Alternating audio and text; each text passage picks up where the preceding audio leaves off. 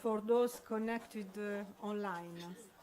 Today, Annals Geophysics Journal, as a part of the events for the 25th anniversary of INGV, is hosting two seminars presented by two leading experts in the field of geophysics, of seismology, and geodynamics.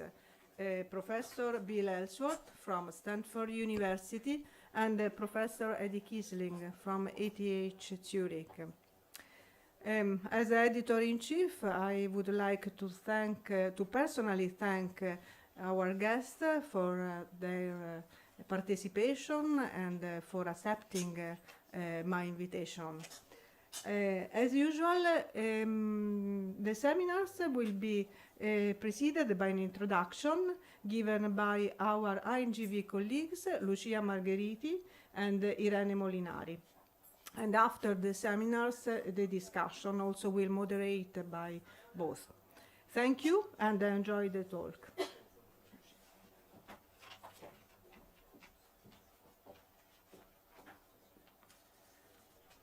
So thanks a lot. So I'm really pleased to introduce William Ellsworth. He is a professor at the Department of Geophysics of Stanford University. His research interests focus on the study of active faults, the earthquake that they are generated by the faults, and the physics of the earthquake source. He has been committed to earthquake risk reduction, specifically through the transfer of scientific understanding of the hazard to people and to the government agencies. In Stanford, he co-directed the Center on Induced and Triggered Seismicity, and the center is devoted to understand the causes and consequences of anthropogenic earthquake in a wide variety of settings. Before Stanford, he was a research geophysicist at the US Geological Survey in Menlo Park, and for more than 40 years, and there he studied seismicity, seismotectonics, probabilistic earthquake forecasting, and also earthquake source. I first met Bill in Menlo Park, where I had the privilege to stay in 1993. At the very beginning of my career, and this kind of experience was done by several of us that are now seismologists, researchers here at INGV, and every time that we discuss about these days, we always think that it was really a pleasure and an honor for us to discuss with scientists like Bill, like Jack Boatwright, like Paul Spudich, David Schwartz, Bernard Chouet, and many others. And we say it was a dream, like for a kid to talk with some Marvel heroes like Spider-Man or so. I think that was a very important experience for a lot of us. I had the chance to get suggestion and support from Bill, mainly through the work that he did with Lauro Chiaraluce and his group. And Bill started working with us on the Colfiorito seismic sequence. And during the L'Aquila earthquake, he was one of the first collaborators writing us as soon as the earthquake occurred. And I would like to share with you the incipit of the email that he sent. He wrote, "I have taken a very quick and preliminary look at the main shock record for the station AQU. It's an amazing record. Attached are several plots for you and your colleagues. I doubt that there is anything new in what I'm sending you, but here are some thoughts anyway. The accelerograms are literally of the best quality that I have seen." So these words make you understand which kind of extraordinary person is Bill. He is an outstanding scientist. He received honors and awards, and he published a lot of papers, and several of them have thousands of citations. IPODD is close to 5,000 citations. And so we are very honored to have him here giving the presentation. So the title of the presentation is Precision Seismicity of the San Andreas Fault System in Central California, Insight into Active Tectonics and Earthquake Physics. So please. Thank you. Thank you very much for that kind introduction. And I can say it's always such a pleasure to be here in Rome at INGV, because I feel the same kind of energy that you were describing in Menlo Park for so many years. Also want to thank Paolo for prodding me to write this paper. As you'll see, it will be covering a lot of decades of research, and be really interested in discussing it further with you as we get along. So let me go ahead and get started. This talk is going to be, in a sense, a review of some of the questions that we've been struggling with in Central California for decades, and for some, perhaps we have some answers. Now, is this going to advance or not? There we go. I do want to say special thanks to many of the people that I've worked with on these problems over the years, beginning with Rob Wesson and Willie Lee, who really are the people that I learned seismology from, and then so many international collaborators, including Lauro and others here in this room. Well, so what are some of these big questions in earthquake science that were the ones that were sitting in front of us when I started the field so many years ago? One of which was, how do earthquakes begin? Another was, how do they grow? Do all earthquakes begin in the same way? In other words, are little ones different than big ones in some way? Are large and small earthquakes fundamentally different? And finally, I think the question that we are all struggling with is anything predictable? I won't promise answers to all of these questions by any means, but I would like to review some of the things that we have learned in Central California that get us perhaps closer to answers. So we're looking here at this figure. You're probably wondering what it is. It is a map view of seismicity in Central California, which has been computed using the double difference method. And in much of this talk, I'm going to be using this marvelous catalog that Felix Waldhauser and David Schaff put together, in which they have systematically relocated the earthquakes across northern and central California. You get a hint in this picture here that there's some interesting structures. And if we compare this with the standard catalog,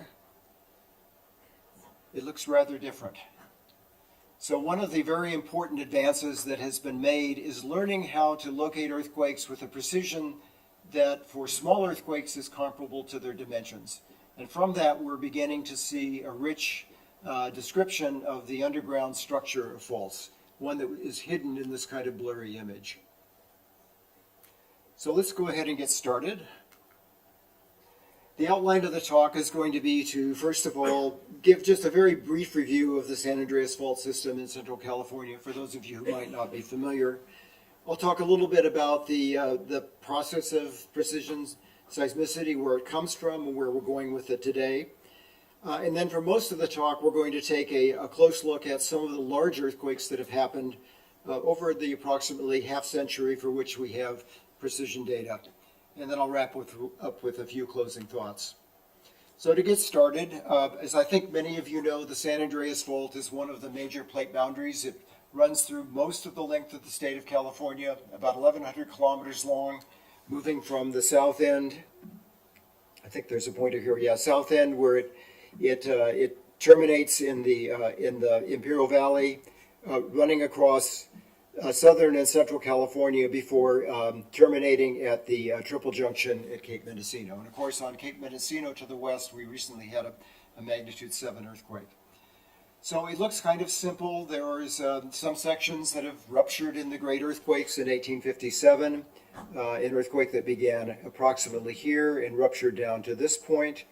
We're still waiting for an earthquake on the southern part. We keep making forecasts that it should be happening soon, but it hasn't. In the middle, we have a section of the fault that probably is immune from very big earthquakes. It's creeping and produces lots of small earthquakes all the time. And then we get to the north, and we have the section that ruptured in the great 1906 earthquake. Well, of course, things are more complicated than just the San Andreas Fault. And when we have put together models of the fault system, we end up with a map that looks like this, with the major faults that have been identified. It includes not only strike-slip faults like the San Andreas, but it includes many thrust faults as well as normal faults, depending upon the specifics of the geometry. And these types of studies have been extremely important in terms of the developing hazard models for California. One of the big efforts that we were involved in for a period of almost 20 years has been to develop a system science level approach to understanding the system. The faults, which depends upon all of these elements. We begin with geodesy and tectonics. Geology gets folded in, seismology, earthquake history, to develop a model of what the hazard is in California going forward. And I must say that is developing these models, the one area that probably we've not contributed enough is seismicity. So one of the things that I'd like to do in this talk is to give you kind of a picture of where I think we need to go in the field to take better advantage of the things that we have been able to assemble by looking at small earthquakes to help us look forward as to what may happen in the future. So if we just take a little bit of a look at the San Francisco Bay Area, we of course have the San Andreas Fault, which ruptured in 1906. Near the San Andreas Fault, we have the 1989 earthquake I'll be discussing. And then we have faults in the East Bay, such as the Hayward Fault, that we're waiting is one of the most dangerous faults in the country. These faults are generally running parallel to plate motion, but not quite. And as a consequence, when we look at the velocity field shown on the right, measured from GNSS data, these small variations in the orientation of the San Andreas Fault lead to regions in which there is high compression perpendicular to the fault, or in some cases actually extension perpendicular to the fault. And that very much influences the style of tectonics that we see today and informs the earthquake hazard as well. So I want to, we'll begin in a minute by taking a look at Central California seismicity, but I did want to bring together this map that we'll be looking at. We're just focusing on a relatively small part of the San Andreas system, probably a little less than 300 kilometers in length. And it is one that we have been monitoring very carefully, actually since long before 1984, beginning in the late 1960s. So this is in many ways the place where modern earthquake science, monitoring with local networks, really began to grow within the United States, if not worldwide. So precision seismicity. I'd shown you this map before, and it is of a section of the San Andreas Fault running diagonally across the picture, as you might imagine. And if you look at it here for a minute, you'll see that the fault is very narrowly etched on this figure. Very little activity to the west here or to the left. And to the right, there's a kind of a distribution. And if you look at it long enough, there's a hint of some kinds of structures that were there. So let's take a little bit closer look at that. This is actually an area that I've been working on and studying for a long time, beginning with an earthquake that happened in 1972. How are we doing on the sound? Okay, I'll hang on here for a second.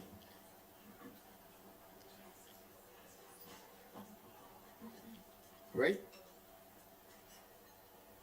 Okay, so this is an area that I've been looking at for a long time. It's a place where we first recognized that there were repeating earthquakes, not only tiny earthquakes, micro-earthquakes, but earthquakes up to about magnitude 5, including one of those that occurred in 1972, magnitude 5 on this part of the fault. What we're looking at, the same part of the fault here, is measured in this catalog that Waldhauser and Schaff have put together.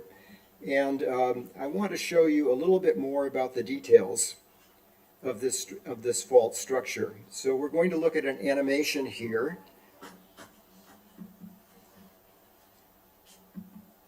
Which is not starting. And is this because we have the pointer on? I'm not sure.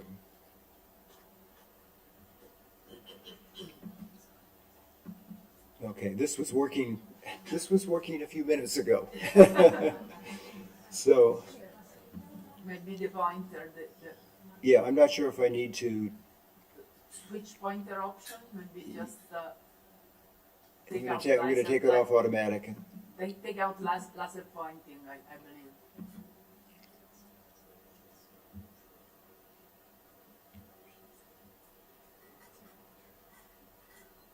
so I thought I'd do it on hidden. I don't know. Maybe just take out laser pointing. Clicking on laser pointing. Is it working now?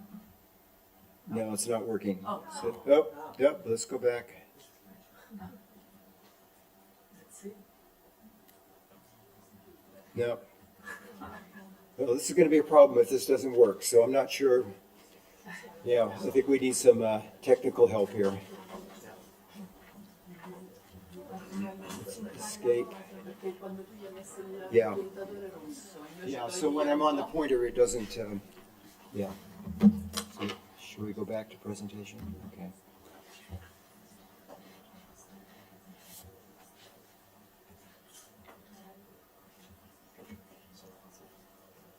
There we go. Okay. All right. Finally. Thank you. Sorry about that. So as this spins around, first thing to notice is the San Andreas Fault.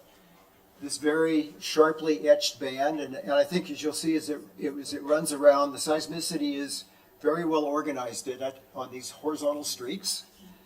But as you also look at the region to the east, as it spins around, I think you'll begin to see that there are many, many faults that are represented in what looked like a little cloud. So there is tremendous amount of information that's contained in these little dots that we work so hard to collect. And I think one of the unsolved problems that we have in the field is how do we reduce this kind of thing that we do visually into something that can be done more automatically to really understand how to pull the faults and fault structures out of these very deep catalogs of earthquakes that we're building. Anyway, I could sit and look at this thing spin for hours, literally. And of course, we not only are doing this in California, but we're doing it around the world. And this is, whoops, we'll go back here. Try to go back. Yeah, there we go. Okay, so this is an animation of the data that Lauro put together when we were working together on the Colfiorito sequence. And it was really revolutionary to me to see how we could study this sequence and very clearly identify the individual fault segments that broke in the Colfiorito sequence. So these are really powerful tools that have been greatly informing our understanding of geology deep in the subsurface.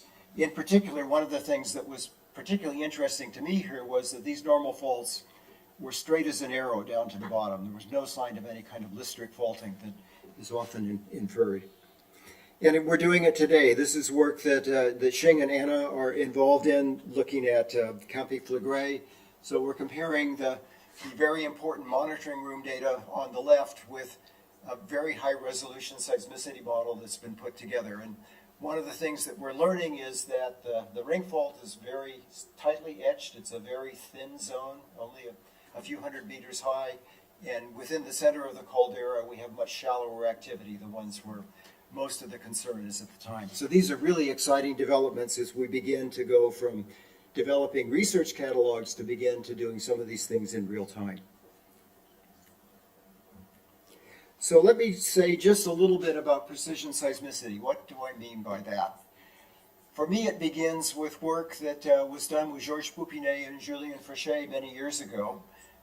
Georges came to Menlo Park and he was interested in the fact that we were beginning to get digital seismograms from the network. And he said, there must be new information in this. Up to that time, we were reading P waves manually on DeVelocorder film records and writing them down and locating earthquakes. He said, we can do some new things, I'm sure. And we got lucky. It was difficult to gather data in those days, but we worked on just a couple of earthquakes, and one turned out to be a true repeating earthquake, the first that we could really demonstrate. So in this paper, we applied some of the first ideas of using seismic interferometry to studying the earthquake location problem to show that the earthquake was truly repeating. And then much to our surprise, it was not only repeating, but we saw clear evidence of velocity changes. So this is the change in travel time between the two events, and you can see there's a very little slope here that represents the true change in velocity in the Earth. And we're able to track it back to shaking that was caused by a strong earthquake nearby. So a lot going on that could be pulled out of seismograms that we were just beginning to have access to. So beginning at about 1984, we began to collect systematically snapshots of the earthquakes as they occur. It was going to be more decades before we were able to record data continuously, such as we do today. And developing methods to work with these was, again, a challenge. A lot of work I did with Eddie Kissling, who you'll hear from shortly, to develop new methods of locating earthquakes jointly. And as we began to put that together, we realized that there needed to be a method that allowed us to go from one group of stations and earthquakes to another. And this led to the development of the double difference algorithm with Felix Waldhauser. Of course, today there are many alternatives, and which is good. We've begun to study the differences between some of these programs. This is from a paper that was recently published, led by Yifan Yu, who's one of Greg Bros and my graduate students at Stanford. And what we did was we developed a synthetic model, which is very realistic in terms of honoring geology. High areas are fast, valleys are slow. It uses a regional 3D model to which we have added random variations to really reflect the unmodeled geology. And then we took earthquakes from the Ridgecrest, California sequence as ground truth. We calculated travel times through that, and then we put these data with synthetic errors added, just as we have in real data, into a number of earthquake location programs to see how they perform. And we see here, running from left to right, the true locations. Oops, let's go back. The true locations here, results from HypoDD, from GrowClust, XCoreLock, and many other programs. Shown below in the histograms are, in blue, are the location differences for what we call precision. In other words, how closely do we locate one earthquake to another? And there's variations between these programs. And then in the reddish color is the absolute locations. How much did we miss the location from where it really is in the model?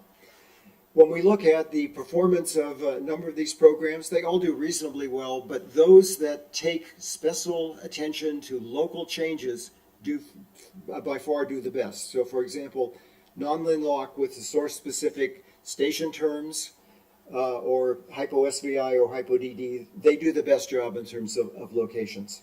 It's also of interest that actually VLS does just as well in terms of the depth, Eddie, so it's still a very valuable program.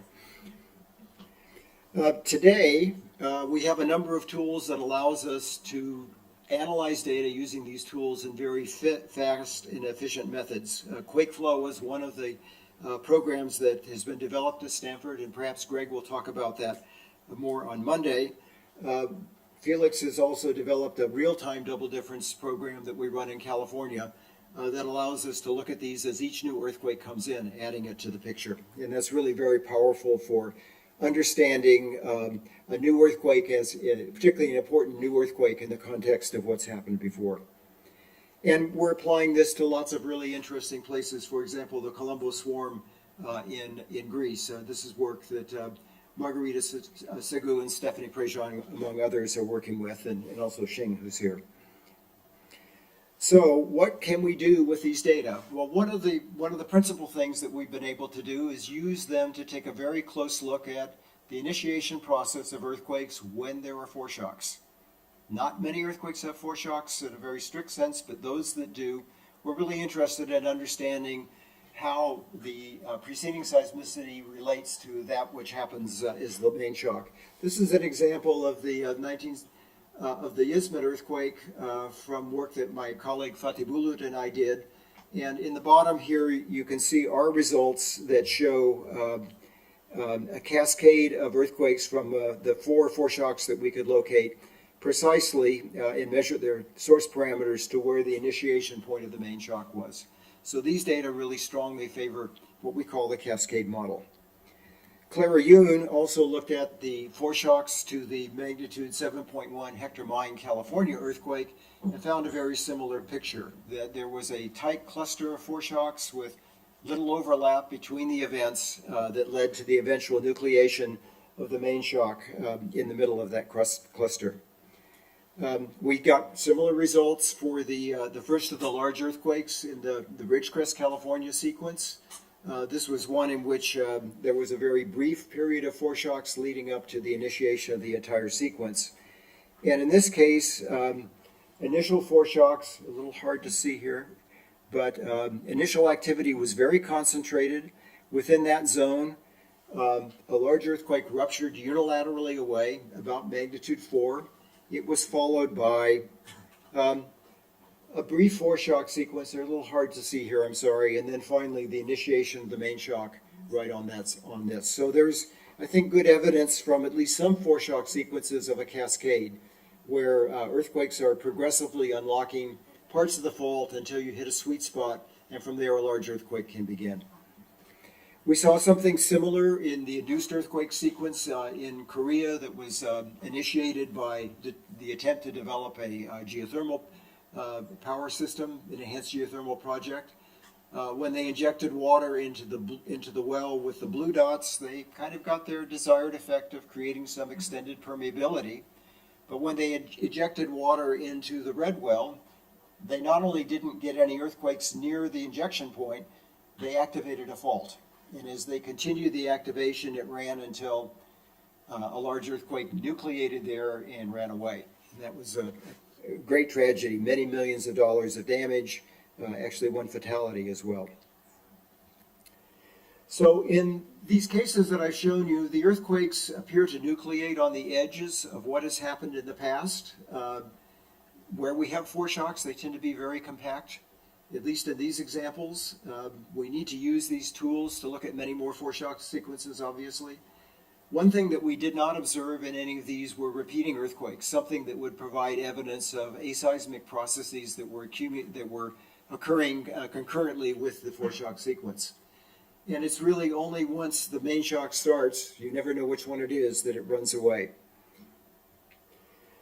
So these observations are, I think, stronger support for a cascade model than a pre-slip model of the kind that Greg Marzo and I had discussed in the past.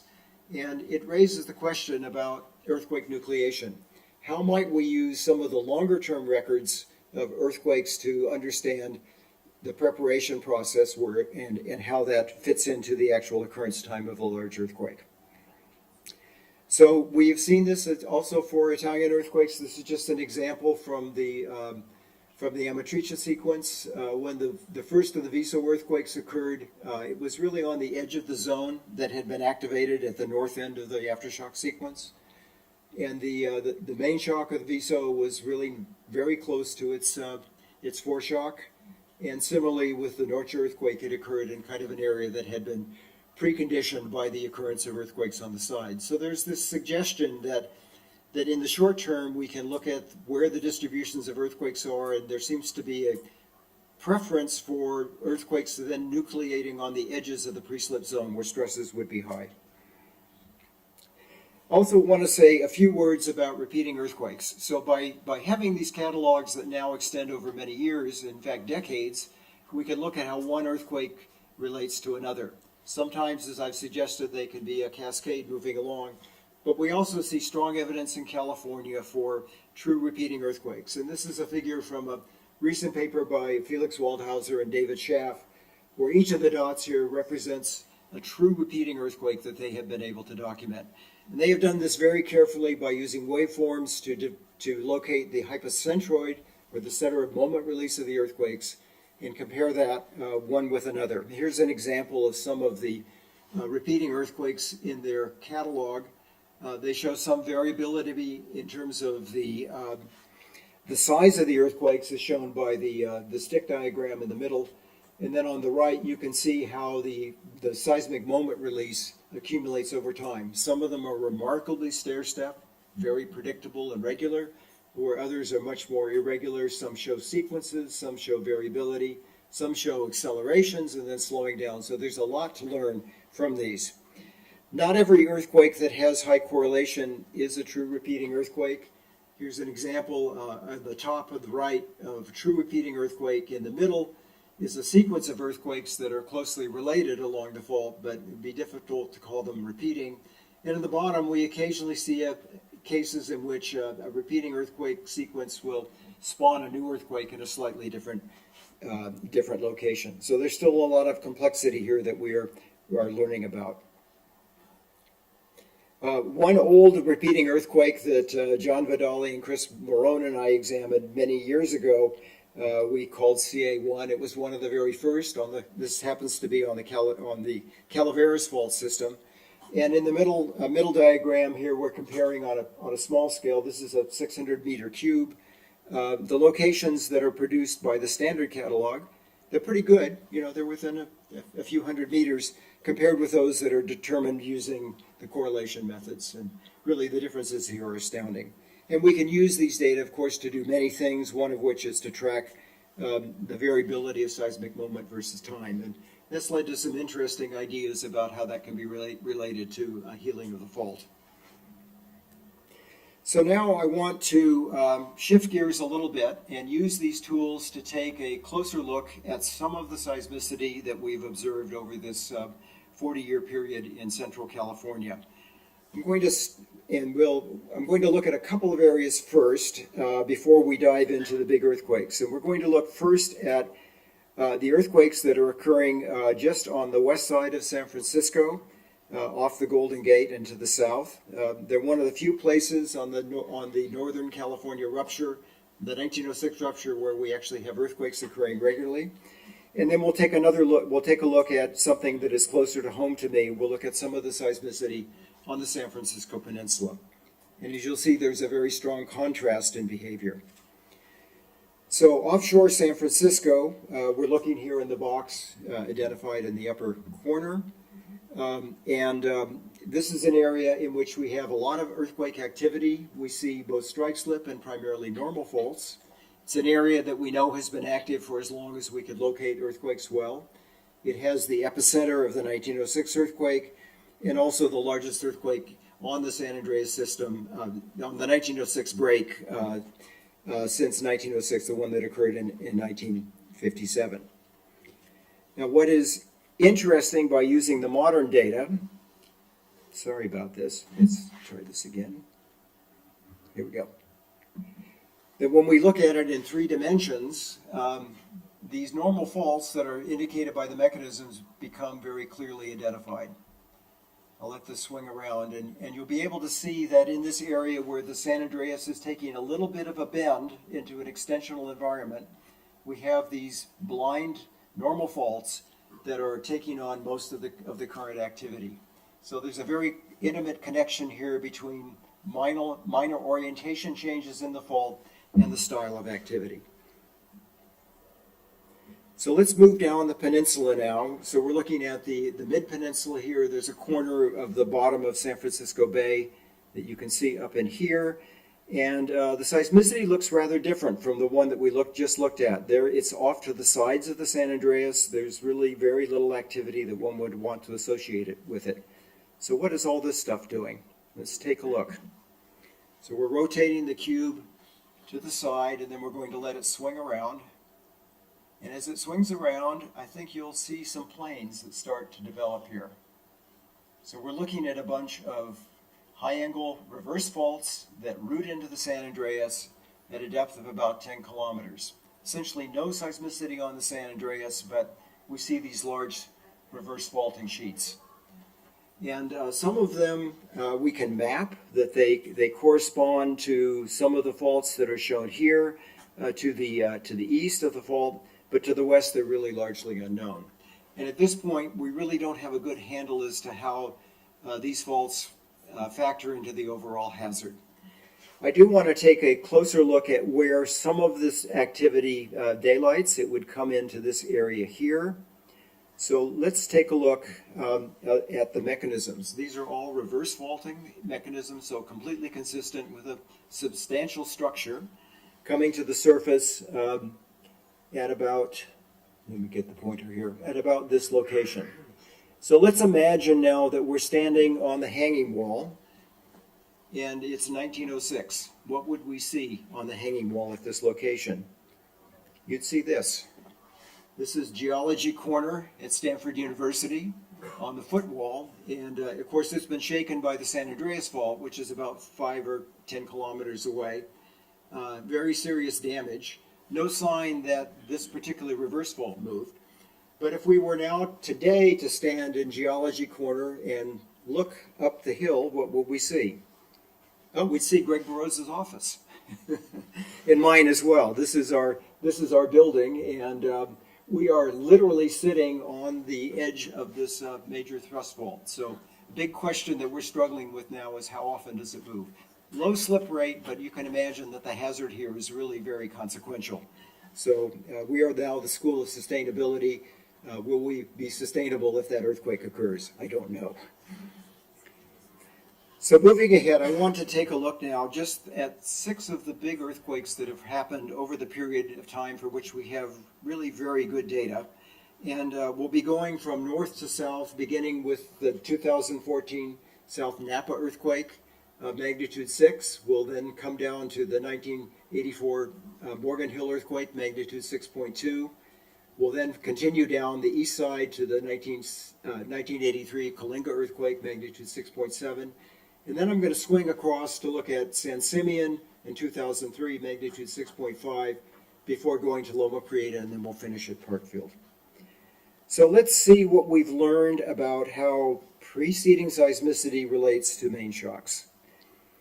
Here are 2 maps that show activity in the region of the South Napa earthquake.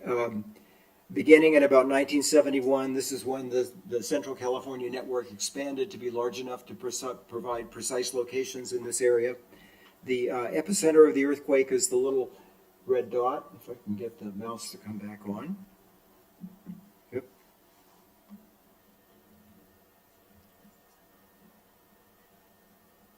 Here we go. Yeah, so this is the epicenter of the earthquake, and you can see that there is really very little indication in these data over this long period of time that an earthquake is coming. So this is an example of an earthquake that just boom went. No foreshocks, very little indication at all that there was a fault here at all.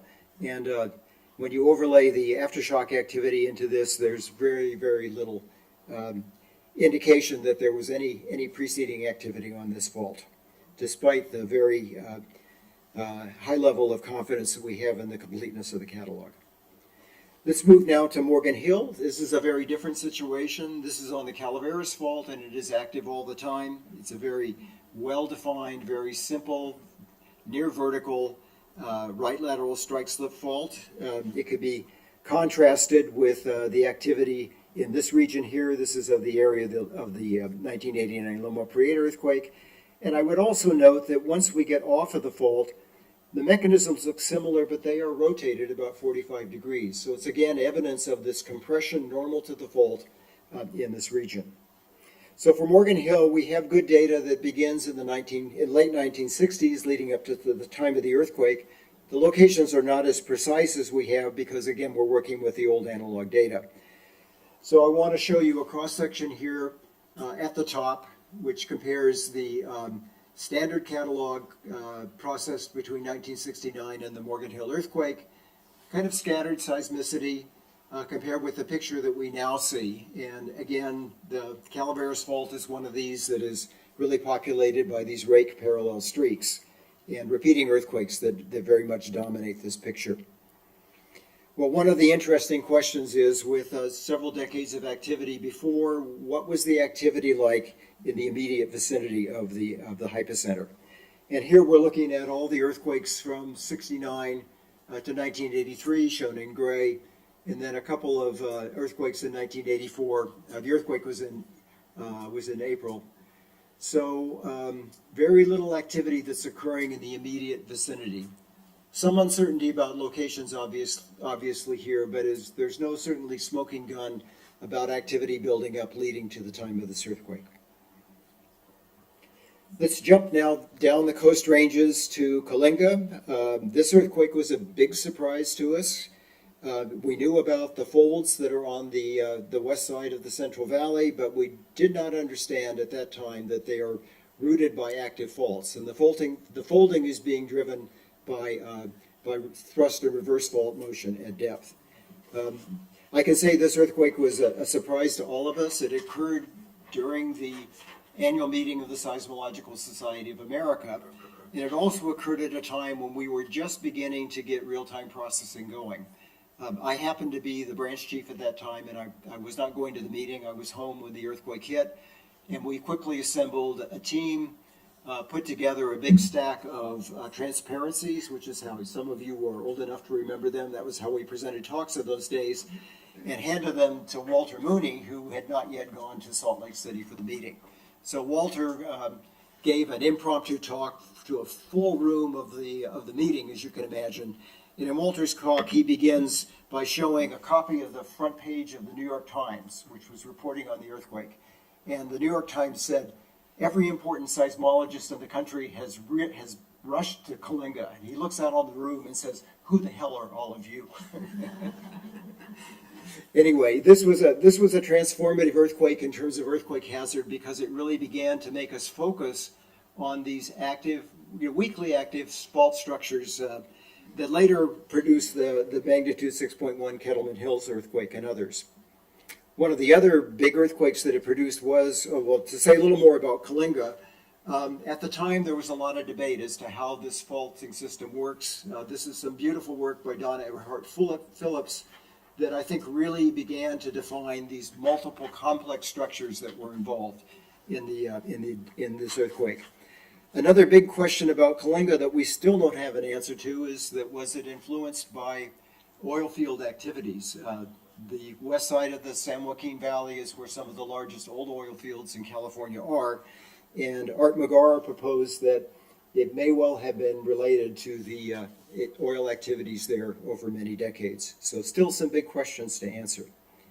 And at Kalinga, with more modern data and processing, I think we see really strong evidence that supports the conclusion in Donna's work. So all of these things are beginning to fit together. Let's now switch to the other side of the San Andreas Fault. So we're now in the Big Sur region. For those of you who have visited it, this is a place where the mountains rise very steeply from the sea, so it's quite obvious that there's very active tectonics here. There's also a major strike-slip fault, the Hosgri Fault, offshore here, but most of the activity that we see is reverse. And this was, again, a very important earthquake. It did a lot of damage in the region. It worries us a lot because there's a large nuclear power plant, which is just off of the picture here. So a lot of issues related to hazard. In terms of San Simeon, we have great data that goes for several decades before. The figure here in the upper left shows the seismicity that we recorded from 1984 to the earthquake in 2003. There's a smattering of activity along here. If I showed you a cube, you'd say, yeah, there's evidence for these faults. But there's nothing here that really makes the location of this earthquake, as shown by its aftershocks in the lower figure, really stand out. Yeah, I think it just emphasizes the challenge that we have in terms of anticipating specific earthquakes. One of the things we can do here is to take a very close look at activity that was near the eventual hypocenter. And in this plot, I've plotted all of the earthquakes beginning in 1984 versus their radial distance to the earthquake. So beginning 0 to 5 kilometers. You can see in 1984 there were actually a couple of events very close to the initiation point of this earthquake, and then really nothing within a kilometer or so until the earthquake struck. So in this area we have a completeness that's close to magnitude 1. So we can say that on the order of 5 orders of magnitude, there was no activity at this location leading to the earthquake. So let's now move to the biggest that we've had experience with, the Loma Prieta earthquake in 1989. Of course, it's well known for the damage that was done far away from the epicenter, such as the collapse of the Cypress structure in Oakland, the East Bay, the collapse of the Bay Bridge, and of course the terrible destruction that was done in Santa Cruz and other communities in the immediate epicentral area. It shook the ground hard. I'm comparing here the shake maps from 1989 and 1906. At the south end of the 1906 rupture, 1989 is really just as powerful. So this was a really important earthquake in many ways. It was one that really propelled seismic safety in an important way in California. The damage, in particular to the transportation infrastructure, led to an enormous effort on the part of the state to fix the systems before the next earthquake struck. And as many of you know, there was a big earthquake in Los Angeles, the Northridge earthquake, about 5 years later. It created a chaos in Los Angeles because the Santa Monica freeway had not been retrofit and was basically broken, whereas the 101 freeway in the immediate epicentral area had repaired and it worked perfectly. So we've made good progress in California as a consequence of learning the lessons from these big earthquakes.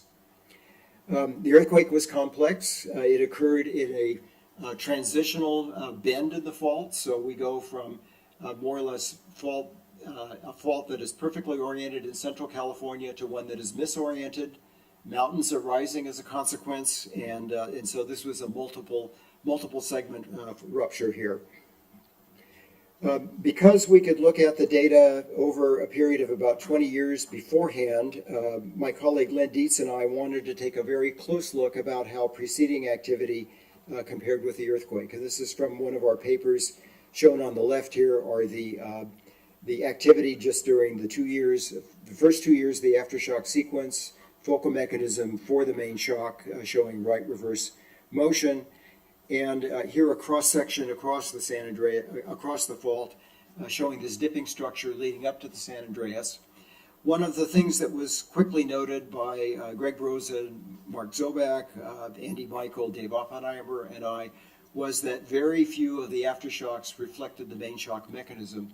So it looked like this earthquake was probably close to total stress drop on the main fault, something we had not seen before. If we look at the activity preceding, say from 1969 to the time of the earthquake, we have two cross sections here shown on DD prime. The top one shows the activity from 1969 to the main shock, and then the bottom one shows the activity in the next 2 years. We can be really quite confident that for almost 6 orders of magnitude, there was no seismicity within kilometers of the main shock. So this is an earthquake that really came out of the blue. There was no micro earthquake activity building up, nothing nearby that would suggest this earthquake was imminent. Randy White and I took a very close look at the data over this period of time, and combing through all of the records, we were able to find a few magnitude 0 earthquakes that occurred the same day, but they were elsewhere. So very strong evidence in this case of nothing within, say, 6 orders of magnitude of the main shock that was occurring beforehand. So if you want to see foreshocks, don't look at Loma Prieta. It will not help you. It was also an earthquake that was important because at that time we were beginning to run strain meters in the region. The closest were about maybe 30 kilometers away, and what Malcolm Johnston and Alan Lindy could say looking at these data was that there was no short-term precursor to this earthquake. But they couldn't put a very strong number on it because of the distance between the foreshocks, between the seismometer, between the strain meter and the earthquake. So let's now move to Parkfield. It was clear from the beginning of our research in California that we wanted to do more than just record earthquakes with seismometers. We needed to have comprehensive geophysical monitoring, and it was decided in the mid-1980s that we should focus on the Parkfield region based on its earthquake history. It was an area in which we knew that earthquakes had ruptured the same segment of the San Andreas Fault, possibly beginning with the foreshocks to the 1857 earthquake, the great earthquake in south central California. In 1881, magnitude 6 earthquake that we can infer from felt information. 1901, an earthquake that's barely in the instrumental record, but fits very well. Another earthquake in 1922, 1934, and finally 1966. So on the basis of this history, we realized that this was probably a good place to try to trap an earthquake if we could be patient and wait long enough. So seen on the right here is an example, is a map that shows some of the instrumentation that we had installed. This was prior to the days of GPS or GNSS, but we had a very precise laser geodometer that used 2 colors to very precisely measure. That's what the little spider figure is there. We had creep meters along the San Andreas Fault to see if there were any changes in slip rate that preceded the earthquake. We had magnetometers to look for changes in the magnetic field, and we also had a network of borehole dilatometers and tensor strain meters that would allow us to look for slow deformation. So many things were done here. And of course, again, the evidence for this being a repeating earthquake is found in seismograms recorded worldwide, perhaps most famously from those from De Bilt in the Netherlands, comparing the earthquakes from 1922, 34, 66, and 2004. And I think you can see here that there are very strong similarities between them, and again, using felt data to compare with the old earthquakes. I do want to say a little bit about the forecast to predict the earthquake, because there was a lot of confusion in the community about this. This figure compiles all of the forecasts that I'm aware of that were made prior to the occurrence of the earthquake in 2004. The very steep line you see coming off is the one that was from the famous paper by Bill Bakken and Al Lind, in which they had a certain hypothesis about how it worked. There's another here that's very steep, which is from Alan Lind at another study. The one that in yellow is hard to see here is from Sykes and Nishenko. The earthquake probability working group, kind of the official group, is the green line here, and that is the forecast that we should have been talking about, not the Lind and Bakken and Lind forecast.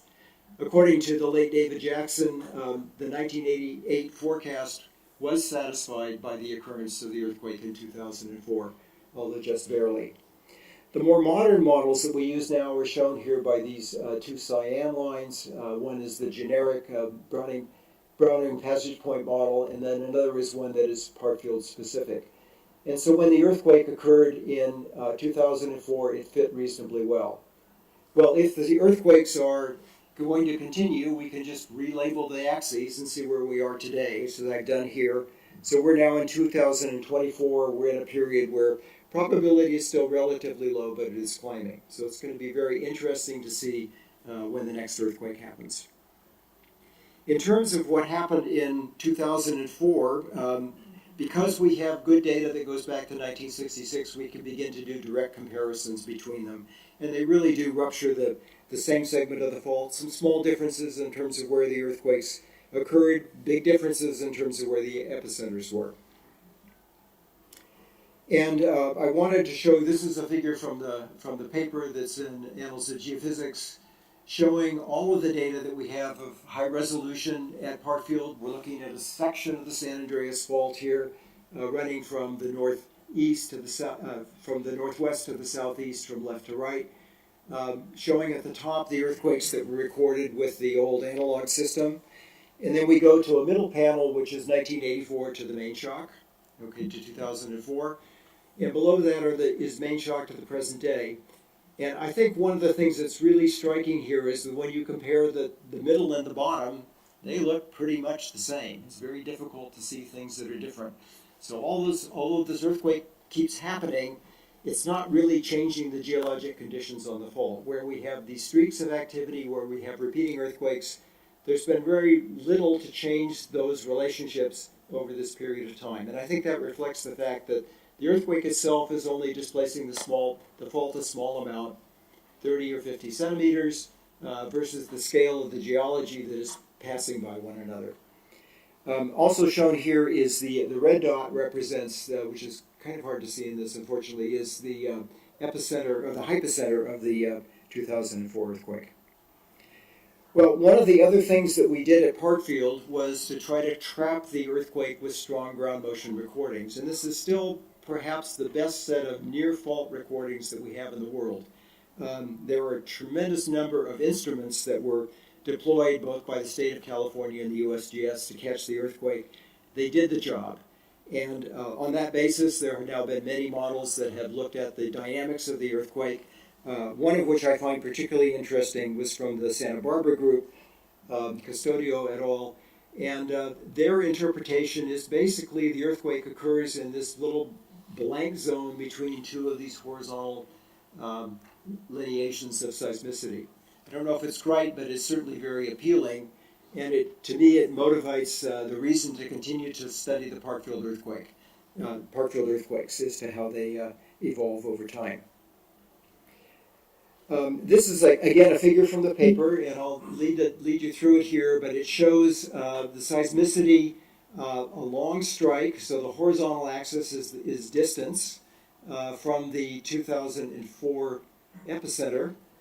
So it extends from the locked part of the San Andreas on the west side, on the right side, to the creeping part of the San Andreas on the east side, and then we're showing the activity over time to the present. There's a small gap. Well, to start with the bottom here, the 1966 earthquake at its epicenter, so at the opposite end of the fault from what we saw in 2004, and then continuous monitoring began in 1969, and you begin to see this very regular, again, stable pattern of seismicity that doesn't change very much over time, even going through the earthquake. Maybe a little bit of acceleration in the rate of activity, but not for long. 1985, the beginning of the Parkfield experiment, and again, just a year after the transition to digital recording. In 1992, we had some magnitude 4 earthquakes that were near the 1966 epicenter. That actually triggered a public alert that there could be an earthquake. It was a first official forecast. The earthquake did not happen, of course. And then we had to wait another decade before the earthquake occurred in 2004. One thing that we've seen since 2004 is there's a slight indication of more activity at the south end, leading into the locked part of the 1857 rupture, but we'll see whether that is important or not. So again, want to look just very briefly at how seismicity is evolved in the region around the epicenter of the hypocenter of the earthquake. This is the same kind of plot that I showed you for San Simeon, where we have distance on the vertical axis in kilometers versus the years, now with the earthquake in the middle. And I think you can see that there was a little bit of activity generally in the area of the earthquake, but nothing, again, that really jumps out as any kind of buildup of activity. And in particular, looking at the face of the fault plane, this is the activity in the immediate vicinity of the earthquake. And I challenge you to pick out where the earthquake is going to begin. It turns out to be there, near some of these very small events. But again, nothing that indicated that the earthquake was coming in terms of seismicity. This can also be said for the other systems. The creep meters and the magnetometers didn't show anything. Creep meters were completely flat leading up to it. The number of hypotheses had said that there should be an acceleration of creep. That didn't happen. The response of the fault to the earthquake was very strong, though. Very great acceleration of creep. And looking at the magnetic data, there were no changes at the nanotesla level. So indications of anything that might have been fluid-driven that would affect the magnetic field simply didn't occur. I think in many ways some of the most important data was collected by the strain meters. Again, there was a network of them that were placed to capture the earthquake. The earthquake epicenter was a little bit on the outside, but we had an instrument within 8 kilometers. And it showed basically no change. So with very tight limits, we could say that earthquake actually began without any expected slow acceleration into the beginning of the earthquake. That simply did not happen. And according to Malcolm Johnston, he would say that you could allow pre-slip on the order of about equivalent moment magnitude to 2.2 over a radius of maybe 30 meters. You could hide that in the data if it happens slowly enough, but you cannot have an acceleration to failure, as is predicted by some models. So did the Parkfield earthquake start differently than others? This is a question that Taku Uchida and Satoshi Ide have examined. What they did was compare the moment rate of earthquakes at Parkfield over a wide range of magnitudes, looking here from magnitude 1.6 to the magnitude 6. And when they overlay these records, they find that they all begin with the same moment release rate. So it really does look like these earthquakes follow just a continual breaking. Once an earthquake starts, you may not know where it goes. The earthquake is going to tell you, but there's nothing that's characteristic about the starting of a small earthquake from a big one. Well, that may not be the final story. As many of you know, one of the big experiments that we did as part of the EarthScope was to drill a well into the San Andreas Fault, just north of Parkfield. It's just barely off the edge of the rupture. And our goal there was to get into the hypocentral zone of micro-earthquakes, earthquakes of about magnitude 2 that we understood really quite well. These are repeating earthquakes for which we were able to get within a few hundred meters with very good data. This is many of you know this type of figure, but it shows the trajectory of the well that was drilled approximately 1.5 kilometers from the San Andreas and then angled to cross the fault. We came close to our target earthquakes. It's at 2 different locations here, and have really recorded some very important data, I think, over the years. This is an example of one of the sequences of earthquakes in the SFLA zone, just showing the quality of the data that could be recovered at very close range to the earthquake. The time scale on the bottom is 1/2 second, so we need very high frequency data to look at these earthquakes in detail. And when we have captured some of the larger earthquakes, again, we find the same story. They begin abruptly. We don't see any cascade of very small earthquakes leading to them to very high levels of precision. In the case of these earthquakes, we're quite confident down to magnitude -3. Nothing was occurring beforehand. And when we look at the earthquakes, here's an example of a magnitude -3 that were recorded associated with this 2006 Hawaii target earthquake. And so the data's fine. We would have seen an earthquake like that if it occurred, no doubt about it. What is interesting is that even though these very near records were highly clipped because the instrument only has finite dynamic range, we can look at the very beginning of the earthquake to look at how it initiated, and we're looking now at about 5 milliseconds of data with the arrival of the P wave at the nearby instrument. So the instrument's about 150 meters away, and these rising slopes, they go off scale after a couple of milliseconds. We can still use that information to learn something about the dynamics. So using a theory developed by Ore.Prof, we can show that the dynamic stress drop, the stress being released as that earthquake begins, is very high, 4 to 7 megapascals in the first half millisecond. So over that period of time, the earthquake has only grown to a dimension of a couple meters. So things begin very, very quickly and continue to run. So let me end out with some closing thoughts. I threw these questions out at the beginning. So how do earthquakes begin? I think we can say in California that they begin abruptly. We don't see evidence for any of these earthquakes that I've discussed of a systematic process of building of seismicity or slow initiation to earthquakes. How do they grow? I think irregularly is probably the answer. Earthquakes start, but there's complexity that shows up in even the smallest events as they propagate. So the geometry of faults is extremely important in terms of controlling how earthquakes grow. Do they all begin the same way? I think we can make that case at Parkfield quite easily based upon the work of Uchida and Ide. But again, I think this is one of these areas that's wide open. It's one that's really worth investigating in other areas. And finally, are large and small earthquakes fundamentally different? I would say that in California, things appear to be scale independent. So by studying very small earthquakes and their mechanics, I think we can learn a lot about the physics of earthquakes that relates to large ones. And finally, is anything predictable? I think prediction of earthquakes is going to continue to be an extremely difficult problem, but we shouldn't be discouraged because we have learned that there are things that we can predict extremely well. One of them is ground motion, which is probably most important to society. The type of data that we have collected with these systematic networks has really been transformative in terms of our understanding of the shaking of earthquakes. And it also informs the long-term hazard, which is, again, I think something that we can do extremely well. So with that, I want to thank you for your attention, and I'd be happy to answer any questions.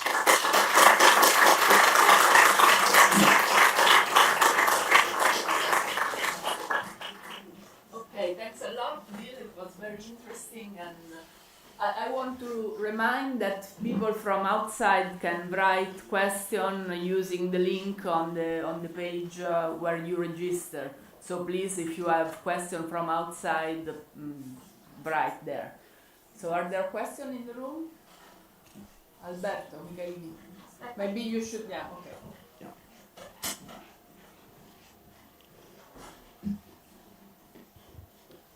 First of all, thank you. Thank you all. Bill, very many thanks for this wonderful overview of the California seismicity. One question that I have, maybe quite general in a way, when you mention the, all the question marks you have, you never mentioned non-volcanic tremor that it was observed at Parkfield. What is the reason why you didn't mention? And the second reason, the second thing is, what do you think? I mean, is there any connection between the seismicity that you observe and the non-volcanic tremor? Yeah, thanks very much for the question. So what he's referring to is that in the Parkfield region, in the transition between the lock San Andreas that ruptured in 1857 to the south and Parkfield, and extending north along the creeping segment, there is earthquake-like activity that occurs very deep below the seismicity. Seismicity tends to cut off at about 10 kilometers, but down near the crust-mantle transition at 25 kilometers are these strange collections of what we think are earthquakes that we call non-volcanic tremor. They are, or tectonic tremor. They are vibrations that went unnoticed for decades until David Shelley and Bob Nadeau and others began to examine them. And the answer is we don't know. I think that they don't seem to connect with the brittle part of the fault that's above. They seem to just do their own thing. So it's a really open and interesting problem at this point. It's the only place on the San Andreas that we see them. So it's a bit of a mystery about what is special about that location. Is it has to do with the geology, in which perhaps there are fluids from the mantle that are allowing the fault to be activated. But as far as I'm aware, the attempts to try to correlate changes in the tremor activity with other parts of the system have been not entirely successful. But I think it's an important problem to study because tremor is so important in terms of the behavior within the subduction zones. And so we should be understanding it at Parkfield as a place that we can get essentially a small look at it. I hope that answers your question. Maybe you want to follow up with it. No, thank you. Thank you. Are there, so Claudio, and then there is also Chris Barron online.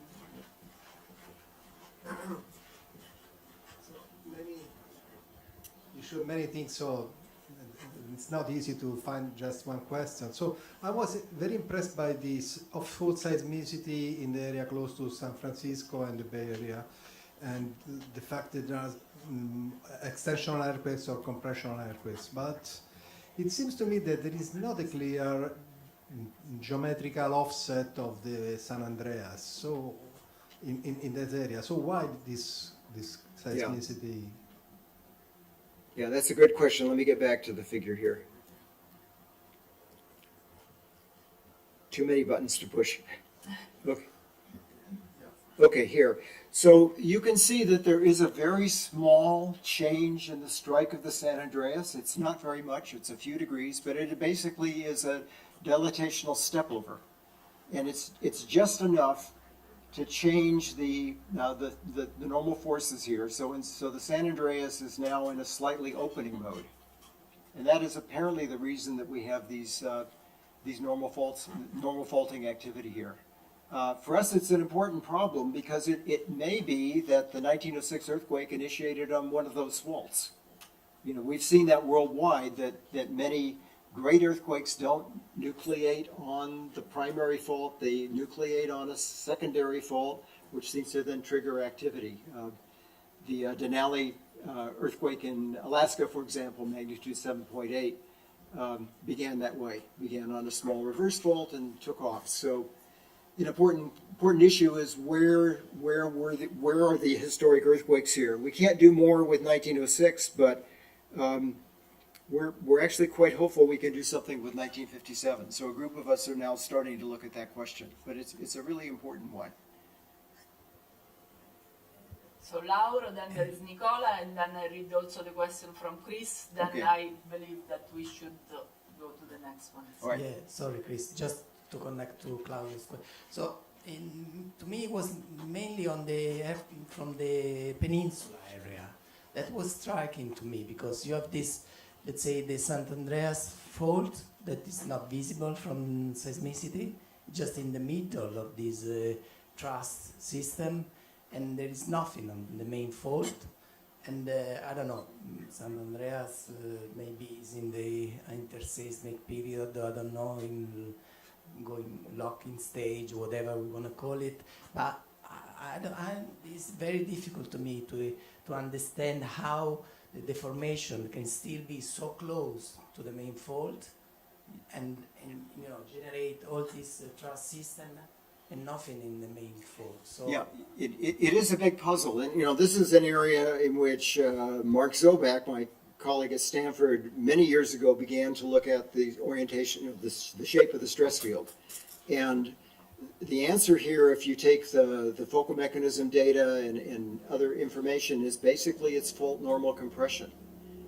And so although the shearing from plate motion is fault parallel, the stress that's stored in the earth is still primarily fault perpendicular. And we even see that at SAFOD. That was what we found there. So earthquakes like Colinga and San Simeon that are on these thrust systems are to be expected. So it's worrisome to know what is the hazard related to these big faults that are beneath my office. Yeah, thank you for the question. Okay, so Chris is asking, tells you great talk, you have a nice theme about how earthquakes start and what seems like typically a lack of foreshock or precursory activity.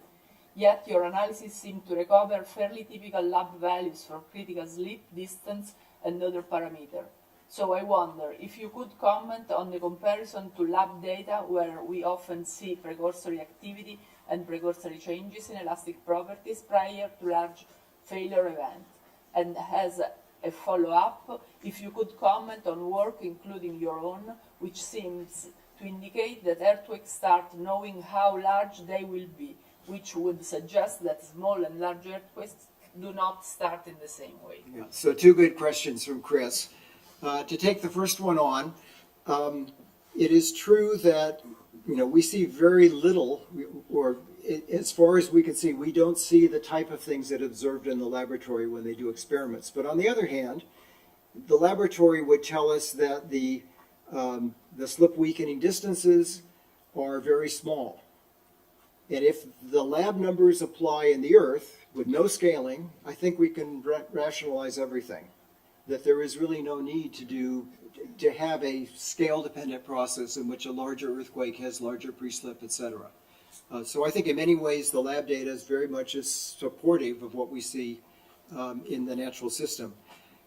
Where it's important to test that, I think, is going to be in places that we can get even closer to earthquakes. So things like the Bedretto lab that I know people here are involved in, I think are extremely important experiments. So we need to continue to work between the lab scale and the field scale, and this is a very important bridge.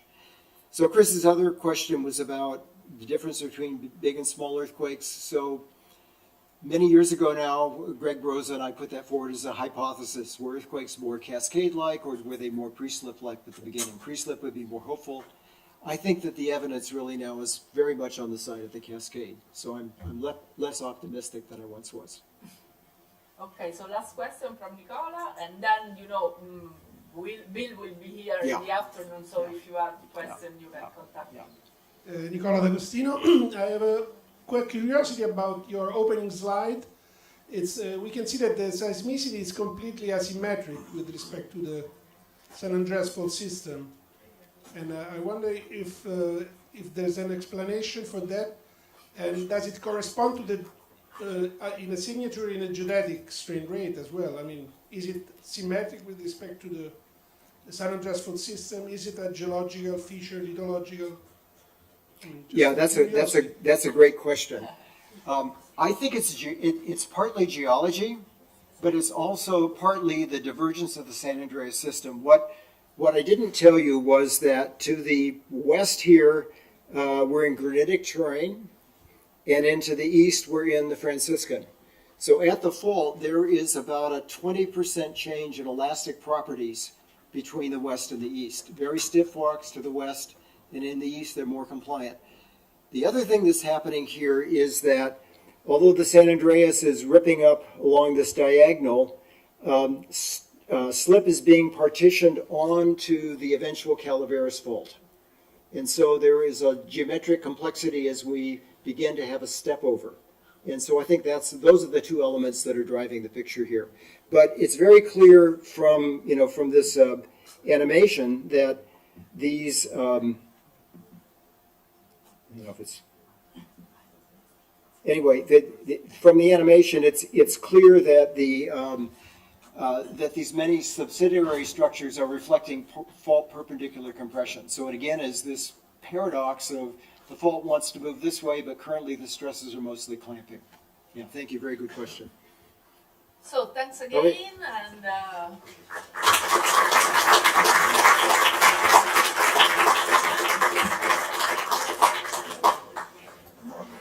so in a very short while we move to the next speaker.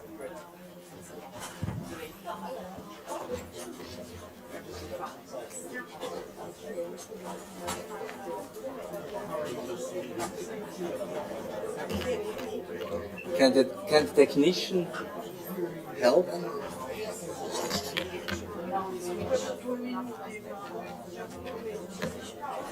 Okay, so we will start in few minutes, so just take few minutes break and then come back.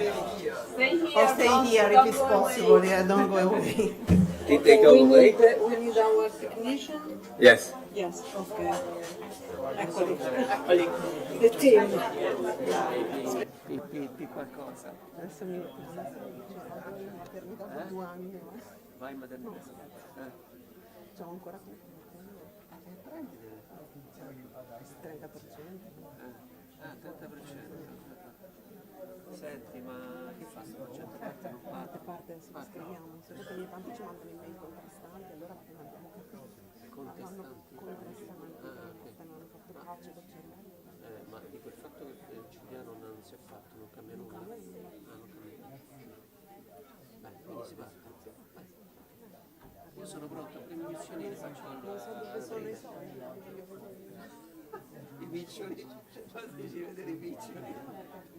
Nelle sezioni, non so se Mi raccomando, ti do i progetti e posso finire. Aiuto io. prima esatto.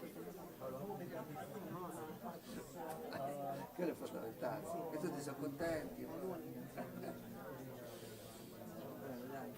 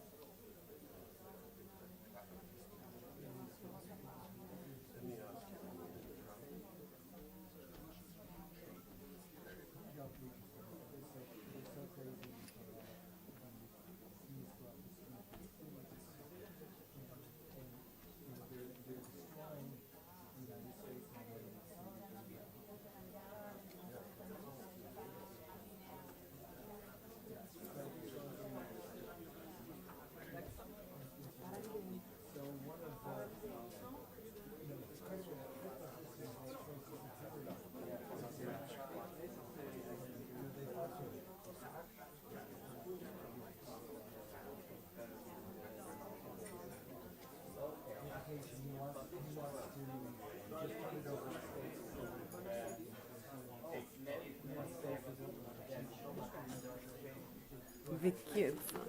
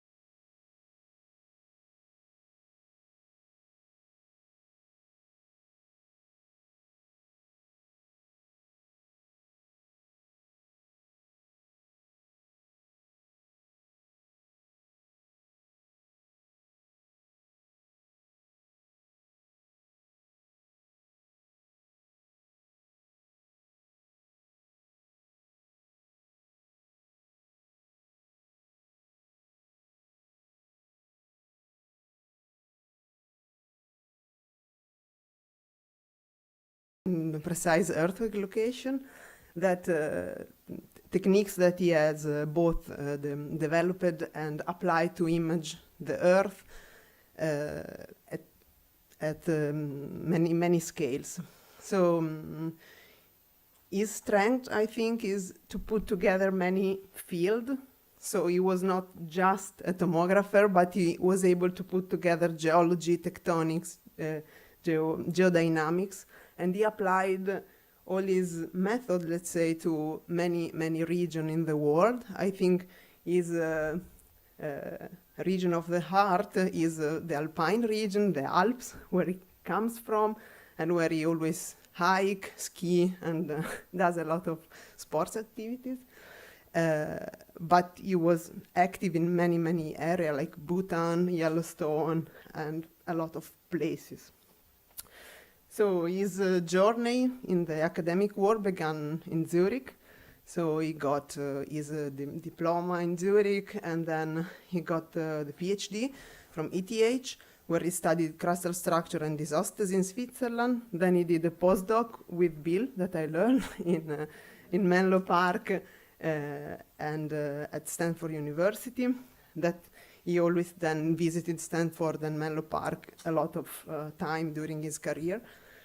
Then he got the habilitation in seismic tomography in Zurich, and he started teaching a lot, I would say. Then I will talk about that in a minute. Then he was also appointed as a senior scientist, where he was studying and teaching earthquake and controller source seismology and gravity. And then he was appointed as a professor finally in 95, I think, and where then he led the general and applied seismology group since a few years ago. So he has an impressive academic teaching career. I was really impressed because he has supervised a lot of diploma, bachelor, and master theses, and he has supervised something like 52 PhD students. That I think it's a number that nobody can deal with, but Eddie could.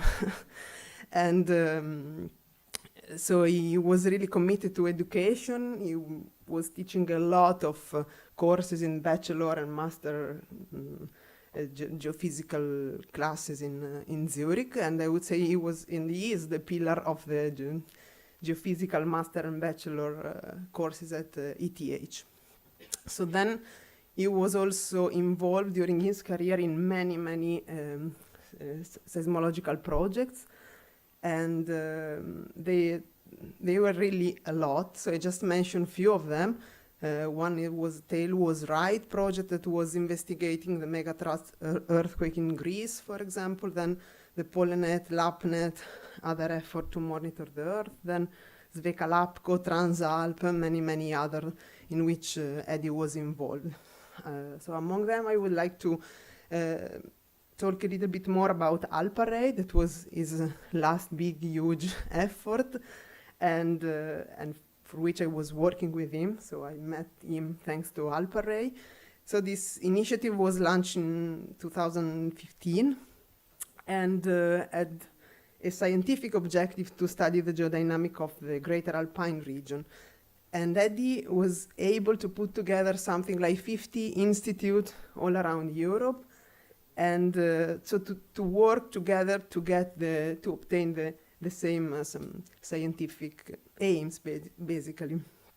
And he was also able to put together 15 groups that previously were all working locally, doing their own little small experiment, but this time they were acting all together to install at the same time something like 300 temporary stations all over the greater Alpine region. And this was a really big and great effort that had the positive effect to open up new collaboration and really make the seismological community more united. So now this community is even larger, and it's now working together in another project that is the AlpArray, the Adria array one that is moved a little bit to the east. He has a long list also of paper, of course. more than 150 and more than 50,000 citations that reflect the deep impact of his research in the earth science community, basically. So I'm really happy, and I'm really welcoming Eddie, Professor Eddie Kissling, and today we'll discuss about his thought about Adria microplate and its role in the Mediterranean geodynamics. So thanks a lot, Eddie. The stage is yours.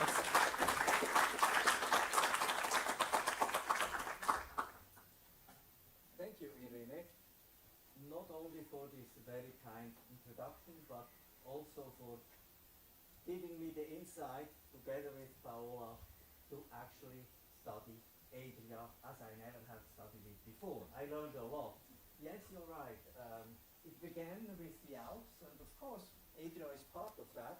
But the view that I had, looking from the Alpine ingredient, is really not more than a little bit talking about the plate tectonics environment that we have.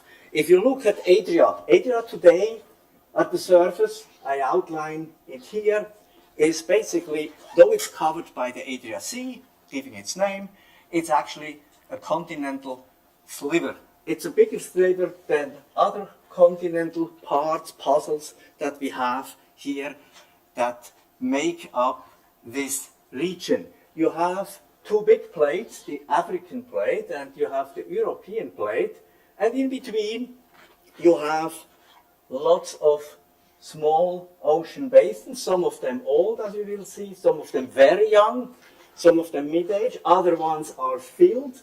This one is a dynamic one, Aegean, you can hardly read that, but we will talk about the Hellenic subduction zone because it actually affects, together with the Calabria subduction zone, the southern end of the Adria microplate very much. Adria, as you see, is engulfed almost completely, nearly completely, by orogenies. Orogenies of very different age and orogenies of very different style that have been puzzling us and puzzling generations of geologists a long time ago. And what I will do is that I will give you first an overview of the Adria, why we call it Adria microplate, starting from the Adria promontory, and why do we say that this is actually belonging together, and this was a plate that played a role between the two big plates by shaping this, because it actually has been engulfed over a long period of time in building up these different orogenies. Just to give you an idea, this orogeny, of course, as you know, well known, is fairly young. So let's say a few million years old.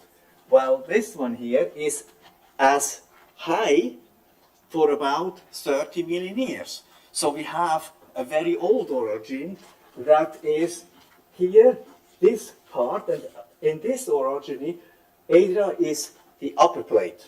Europe is the lower plate. While here and here, on this side, Adria is the lower plate. The same goes for that one there.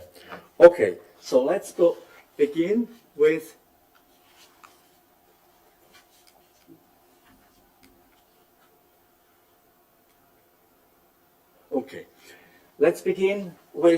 the story of Adria when it started. Adria started out as a promontory and is nowadays a microplate. The promontory of Africa is very clearly seen, that I show it there with a red broken line as it extends. It's like a horn extending from Africa plate. It has been, we call it the Ionian Sea. In principle, there was before the Mesogea ocean that was of the same age like the Ionian Sea, and that connected the continental lithosphere of Africa with the continental lithosphere of Adria. Now, you see that from 35 million years to 25, you shrink the connection between these promontory. You can always focus on where it said Adria, or this little part, the tip of Adria at the north, and you see how it shrunk. So from 35 to 25, and then to 20, and after 20, it starts to be a very small sliver. It's an angle elongated microplate that has a very small connection to Africa.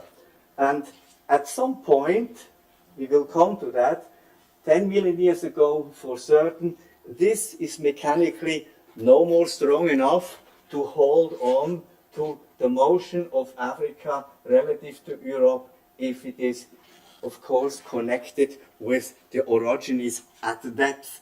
The lithosphere it's simply not possible to move, to push so much forcing into Adria from Africa anymore. And that's exactly what, of course, nowadays is happening, that the two colliding or actually approaching subduction zones, the Hellenic subduction zone and the Calabrian subduction zone, they are basically cutting off the ties between, or have been cutting off the ties between Africa and Adria.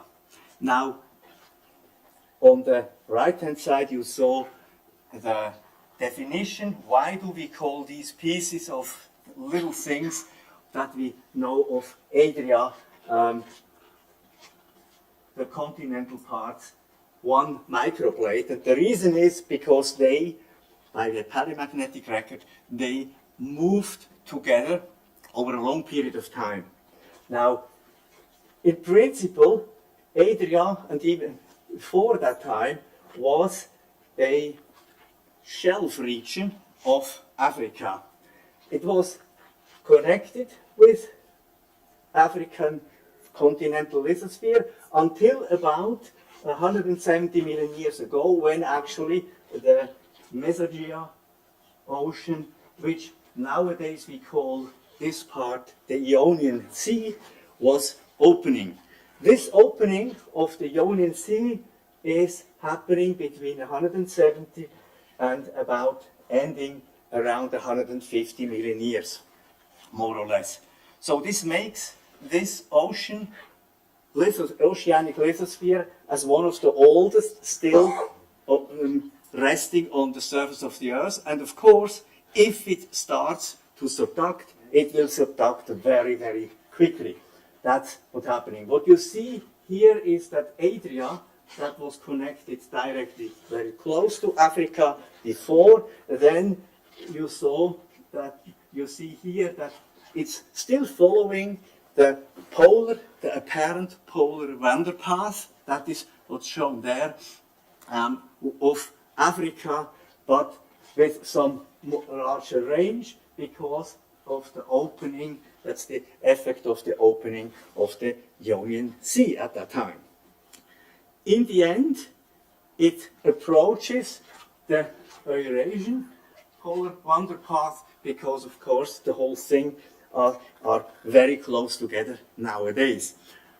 But Adria separates, as we have just seen before in the slide before, basically from Africa, as it is cut off, if you want, by the subduction zones.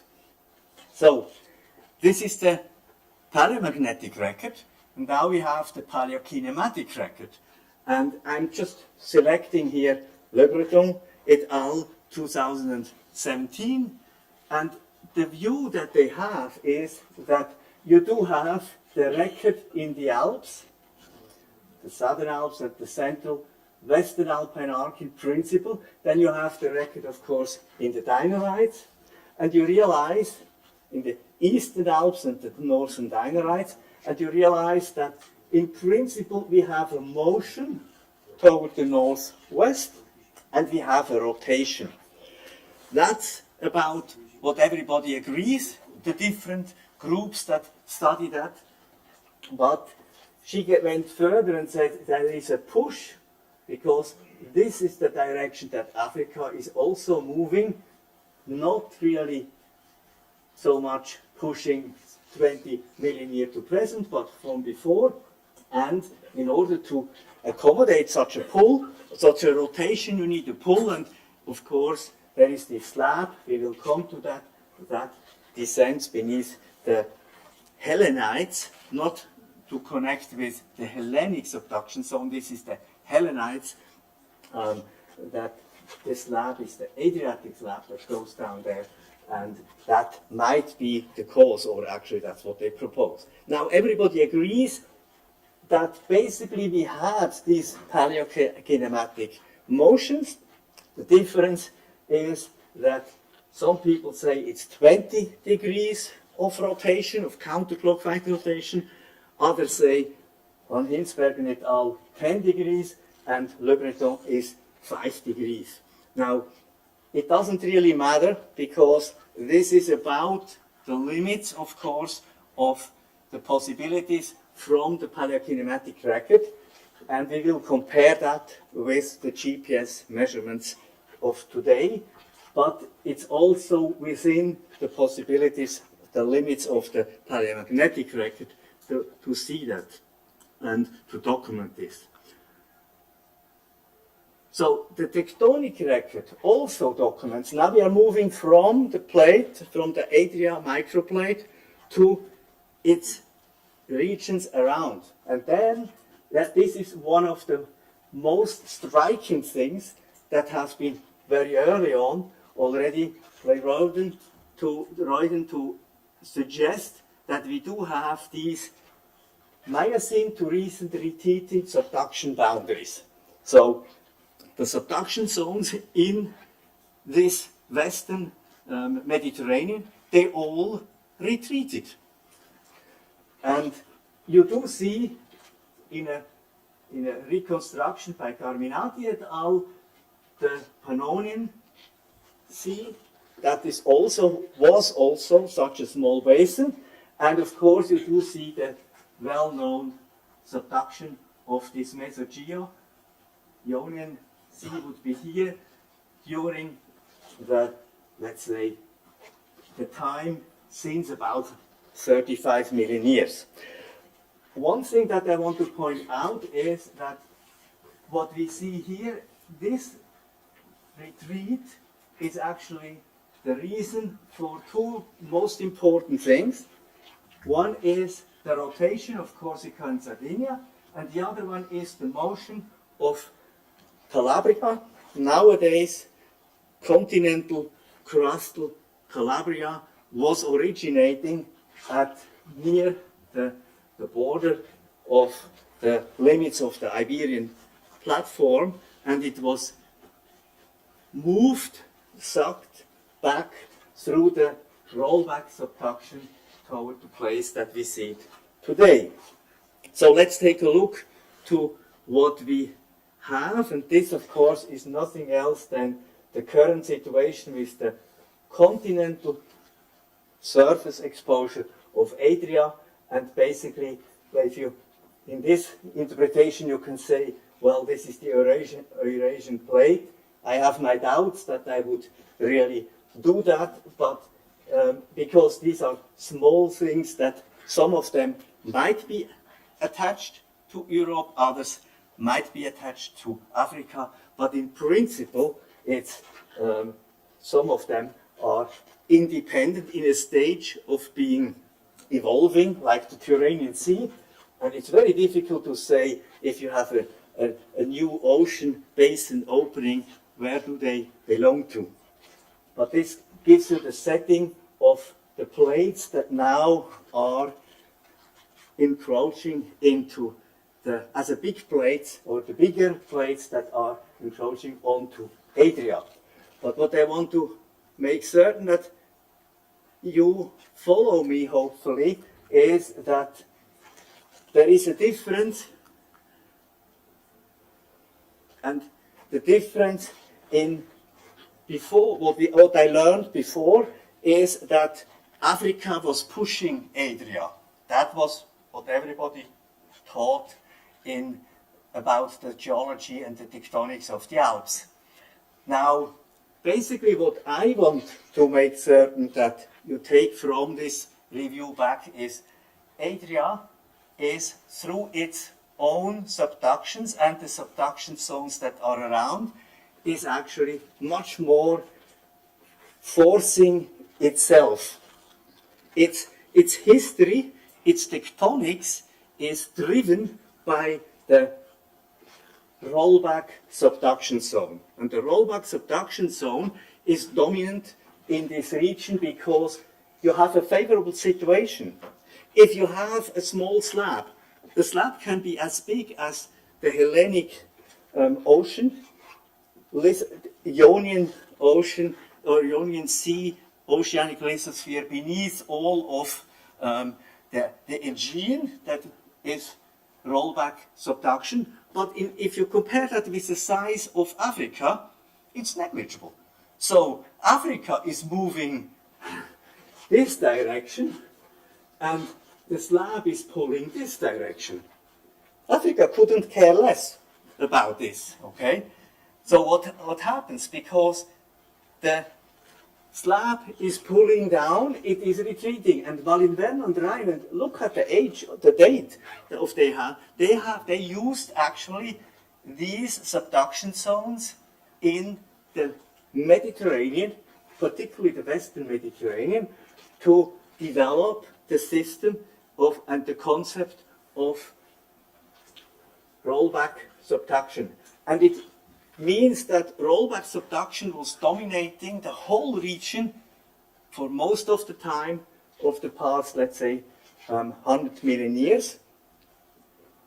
To open a question, a parenthesis there, this is when the Alps about started to become the earliest convergence in the Alps was noted, and of course the whole slab was attached, the oceanic lithosphere was attached to Europe, and it started to roll back because, again, Europe couldn't care less, or Eurasia, if you want, couldn't care less to have such a small slab subducting. This is the famous cross-section that led to really convince most of the people very early on. This is the one through Calabria. You see it here, and that's the same one. It's just from Piramalla Morelli, and this is from Spackman and Wortel. Of course, you can say, well, this is a kind of blurry image, but what it very nicely shows is that the length of this slab, if you take this and that one, and the same goes for this and that one, you end up exactly at this distance from today.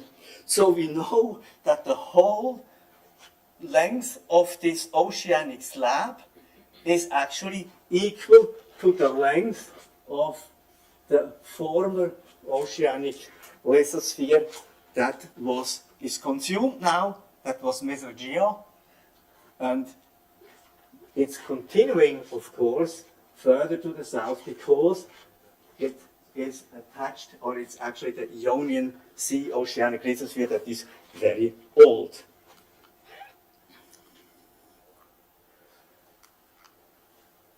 So, the typical Mediterranean setting has continental slivers.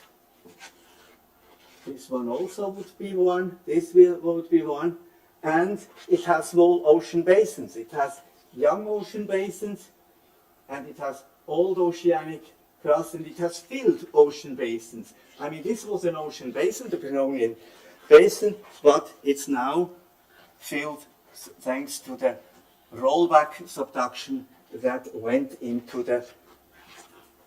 this Cordillera there. Okay, let's now take a look to the thickness and the extension of Adria continental lithosphere. Now, we know at the surface, that's about this part here, that we have continental lithosphere. Now, the key marker of a lithosphere is actually the MOHO. Why is it the key marker? Well, it is most important because of the isostasy of the floating, because of the gravity, the density of the crust, and the mantle, the solid mantle, the lithospheric mantle. Now, much more important for us is that it's the best imageable interface by seismic methods that we have. And it is a marker at depth. So what I was looking into is that I was using some of the maps of the MOHO, the data based, and this is one from Di Stefano et al., and this is one from Spada et al. I was involved in both, and that's why I may say, actually, we did not a bad job, but we were totally wrong down here. I'm coming to that. Adria is not going to connect all the way through Calabria. That's definitely out of the question. What I did was, by doing by hand, is that I collected all the receiver function and LAT and control source seismology data that I could get in the literature since these times here, that have been published since these times. Actually also going back to some of the old crop information, which is very nice. And with these helps, I could extend the map now, because we have the MOHO, that's up to the place where it enters basically the subduction, or the former subduction where the slab is going down. And one can see that basically one has one deep depression. The depression that you reach here, the 70 kilometers, are just similar to what we see under the much higher Alps. So in principle you have a low orogeny, but you have a very deep crustal, or a very thick crust, a very deep mono depression. The plate shows similarities. I mean, we have been improving a little bit, but the most important part here is this part here, and the extension goes also beneath the Dinarites and the Helenites. Of course, that is just the first step. One should actually extend that and do it on a more professional way with a digital type of model combining this information. I hope, of course, that some of the people also in this room might actually work on this. So the first order features of the Adria, the continental crust. Here you see a Bouguer gravity map that has been compiled in the context of the Alp array, and the nice parts that are the markings of the characteristic markings of the Adria plate, of course, is here Ivrea.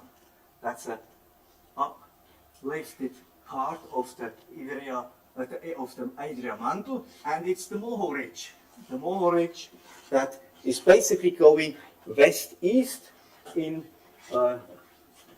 and that is reflected here, that you basically have under Milano. This ridge is directly going beneath Milano, and at Milano you have about 30 kilometers thick crust. That's the normal Adriatic crust. What you do see is that you have an involvement of Adria into in the north into the Alpine orogeny. Adria is descending there slightly, but it's still the upper plate, while it is descending as the lower plate toward the south in the northern Apennines. So on either side, this is here, and on either side here, you do have exactly the analog that Adria is involved on both sides in a subduction zone. It has a bend, so one could actually take this one also as a representative for Adria C, and I'm going to show you then some more newer models on that were published. But the important part is that you do have here a subduction where Adria is the lower plate and it's retreating. Here you have a subduction that is Adria wasn't retreating through beneath the dynamite. This is a normal subduction. Actually, this is the exception.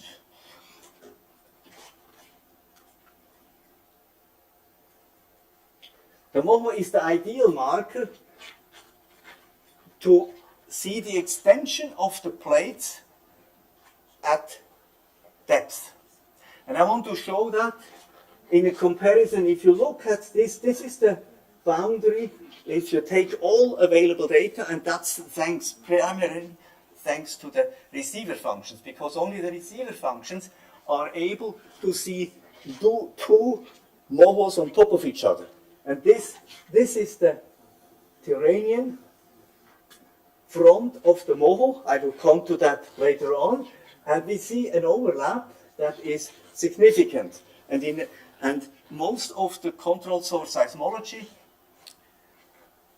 are not able, imaging techniques are not able to deal with such a situation, while receiver functions, if they are combined with local earthquake tomography, velocity corrections and so on, they can very nicely, and this is of course what we are using here. So what you see here is, if you focus on this region here, already you know of course that you have the slab here still attached. This is very recently that it was involved into this, so the slab the Adria is down bent here, and here there is a slab window.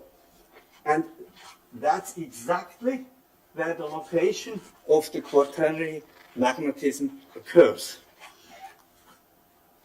Now, the other part that is most about this, and the reason I did that is because we want to have the correlation of the subhorizontally laying Adria plate with the slabs. We need to know if the slabs are attached to Adria, or if they are not attached, detached, torn, or whatever. And this is the best way to look at this. Now let's take a look to these slabs, and this I'm going back to Piromallo Morelli 2003. The continental lithosphere of Adria is very normal, about 100 kilometers thick. Now if we go down to 150 kilometers, we see 5 in principle shades of slabs, or of, let's say, material that is clearly not the normal asthenosphere. You would be in the asthenosphere here, and the resolution is not that you see the geometries very well, but you do see the existence. So the existence of several lithospheric slabs in the immediate range, and it looks like the orogenies. On the surface you have the orogenies, and at depth you have these different anomalies. They are listed there. It's Calabria, Northern Apennines, the Western Alpine, Central Alpine slab, the Eastern Alpine slab, the Dinerite slab, the Hellenic slab, and the Hellenite slab, or the Alpinites if you want the combination here, and then the Hellenic slab. And I'm going to discuss these things. Now, slab imaging has long been a big challenge, and it's still. The slab length, we need to know the slab length because that's the load, but of course we also want, is it continuous or is it broken?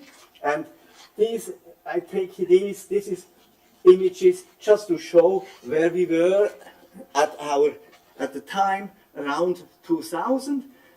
We saw the Kuriel slab, for example, the Japan slab, even always two separate cross sections, and then the Izu slab.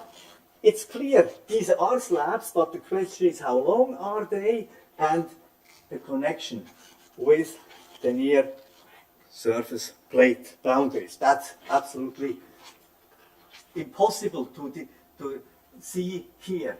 Now there is the possibility, this is from a work regarding the Alboran slab, also a retreating, a slab rollback situation, and some nice synthetic testing. And what I want to point out is that it is important that when you do see such image, you have to do a series of tests to understand which part of the geometries are actually resolvable by your data. Now, one of the other things that it's the data, and we have been much improving our data sets very greatly. But the other thing is what I call no compromise tomography. We should do everything correctly, even if it takes some time when we do the tomography with high quality data, because otherwise we are not going to see some of the things that we are interested in. And I'm using here an old figure of mine that I compiled with Vince Buckman when we realized that what we had seen together with Bill Ellsworth in the local earthquake tomography, that you really depend on the initial reference model. Your initial reference model needs to be a good average in 1D of your data set. Not of your fantasies, but of your data set. And that's exactly what the model here, PM2, called what Vince Buckman did. On the other hand, if you think of, this is now -2 to +2%, but if you think of the velocity variations at depth that we are looking at, you would never see, if you plot that in absolute velocity, you would never see a slab or an asthenosphere really. And that is one of the reasons why we are using final reference model. These are for display. What you see here is, first, the initial model is Jeffreys-Bullen, and you know that in Jeffreys-Bullen there is no asthenosphere. You don't have a low velocity layer. So the low velocity layer, asthenosphere, is extremely strong, and you see a beautiful slab there going down, but actually we know that this slab pattern here is distorted because we did not use the correct initial reference model. Now here, what you see is the initial reference model is a very good model. The display model is the same, that's what we normally would do.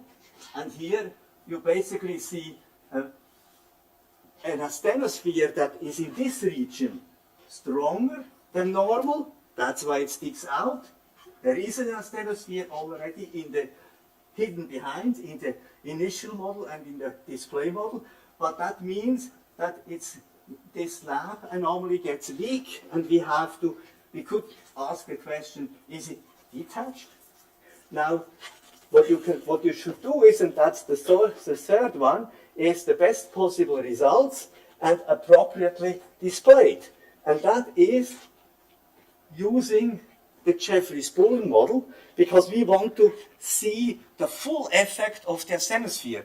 And if you see the full effect of the asthenosphere, that's where the asthenosphere is going through, you see the slab going through, plus you see the upwelling of the asthenospheres along the central part of the Apennines.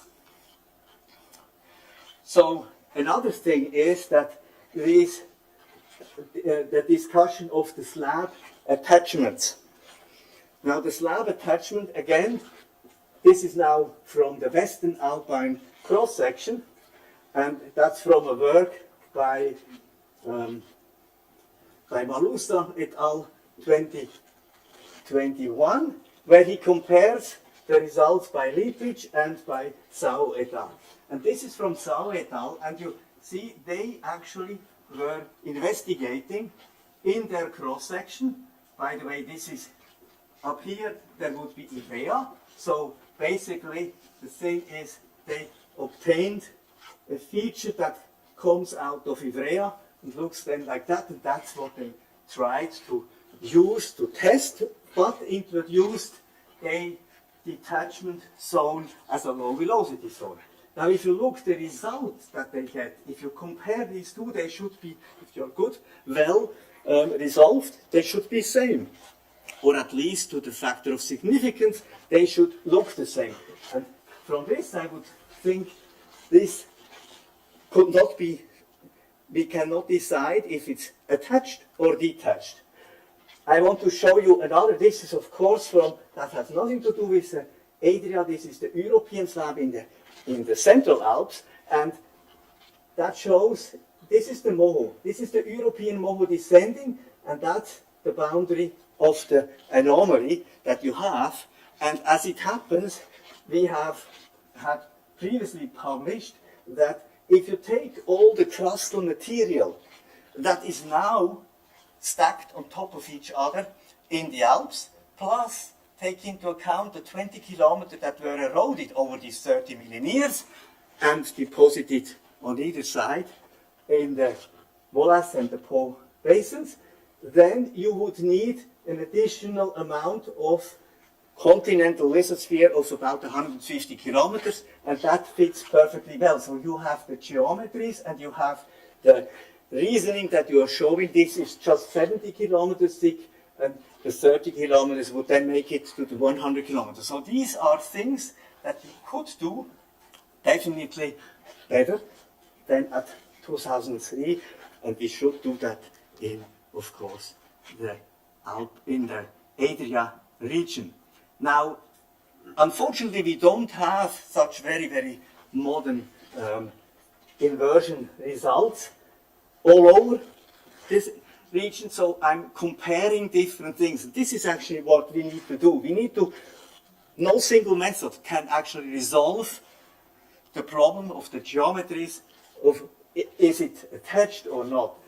Here I'm showing also this because seismicity might help. If you have a Benioff zone, then of course you can look at that. Now here A and E, so this cross-section is the southernmost, and this cross-section is the northernmost cross-section that you have. You have three central cross-sections, and they are all showing the anomaly and the seismicity going nicely down. Now with the A one here, it's unlikely to be corrected based on the tomography and unlikely, in my opinion, on the seismicity. Of course, one could do much better now with the modern seismicity than at that time. But here, it's clearly not connected. So it could be clear that if we connect seismicity and tomography, we can add some additional information to the slab connection. Also, on the lateral side, the only thing that I would do different here, I would cut out this Adriatic, but they were smart enough, Ore et al. Already to have both names. This is the Ionian Moho and not the Adriatic Moho there. But that's the side, it's basically right here, the difference. So we can do a lot of things, and this of course shows then also that you can use the RF results, P and S, by Mona et al.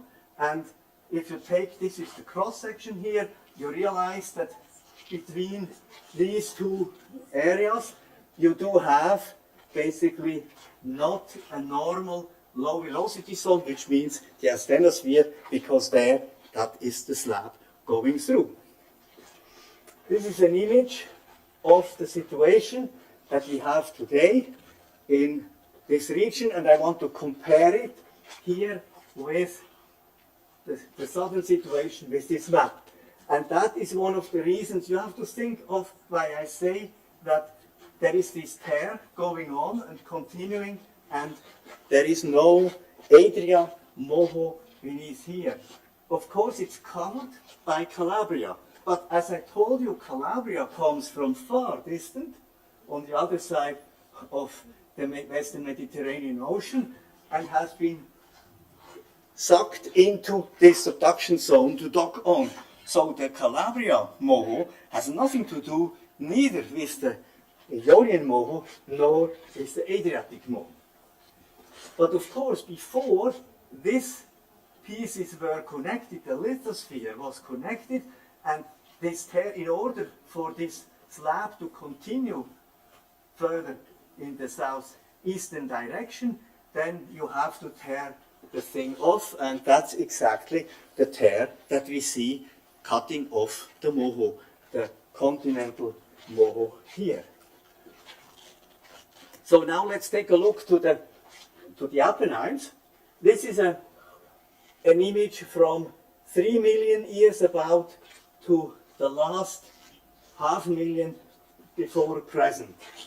And what you see basically is that it started out as a slab attached, fully attached to the southwestern side of Adria, but it got in the center part, it got a detachment, and now, of course, it rotated the northern Apennine slab here, and the Calabria slab is going down and remaining. So what I showed you before, these images, they were along here, and that's exactly the length that fits all the way to the Iberian Peninsula. Now, here you do see two cross sections, one in the north, where you have the slab still attached, and one in the central Apennines, where the slab is detached, which will come as an important point. And then, of course, you do have a longitudinal one, so we see the slab down there, or we have, that's the C up there, and a cross section there, and the longitudinal one, with beautiful connecting the tomography and the Benioff zone. Now, if you look at the Apennines, in many places the Apennines, being an alpinist, remind me a little bit about the hilly parts that we have in Switzerland in the Mulatz Basin nowadays. But there are some mountains, real mountains, and they are actually not too far from here. Now, the build-up of the mountain range is such that because of the rollback, you build up the highest peaks at the north, in this case because it's migrating northeastward, at the northeastern end of the over-thrusting Apennines. In addition, the highest peaks here, they are part of the place where you have the slab detached, and if you have a slab that was detached, then you have a rebound.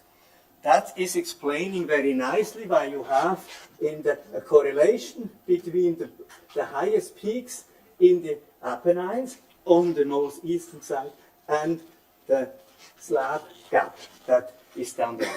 You also see, of course, not only this part, but if you go into the Adria Sea, you see a record in the sediments of the forcing of the plate, the downbending with the sedimentary structure. The northern Apennines, now, this really needs to be improved, and it should be possible. The northern Apennine slab is definitely attached. Why do we know that? Because otherwise we would not have a 50 to 60 kilometer deep crust there. But you cannot compensate that with the topography of the mountain range that is on top of it. Now, again, how does the northern Apennines work? You have a downbending. Now this is going toward more like going to the north, and you have the downbending and the back thrusting of these units. Why? There is an additional information providing nice data for the subsidence or the activity, the active forcing of the northern Apennine, and that's in this. It's uplift and subsidence. The blue is subsidence, and the only place where you do have a large region consistently subsidence, that is exactly where the North Apennine slab is attached. And the weight showing now that we have continuous subsidence. It's also the deepest part of of the Po basin. Now the seismicity of Italy is confined mostly to first through, let's say, the Apennines, confined mostly to the Turanian crust, over-thrusted over the subducting Adria crust. But it's also not as strong visible in the Adria crust being pulled down by the slab.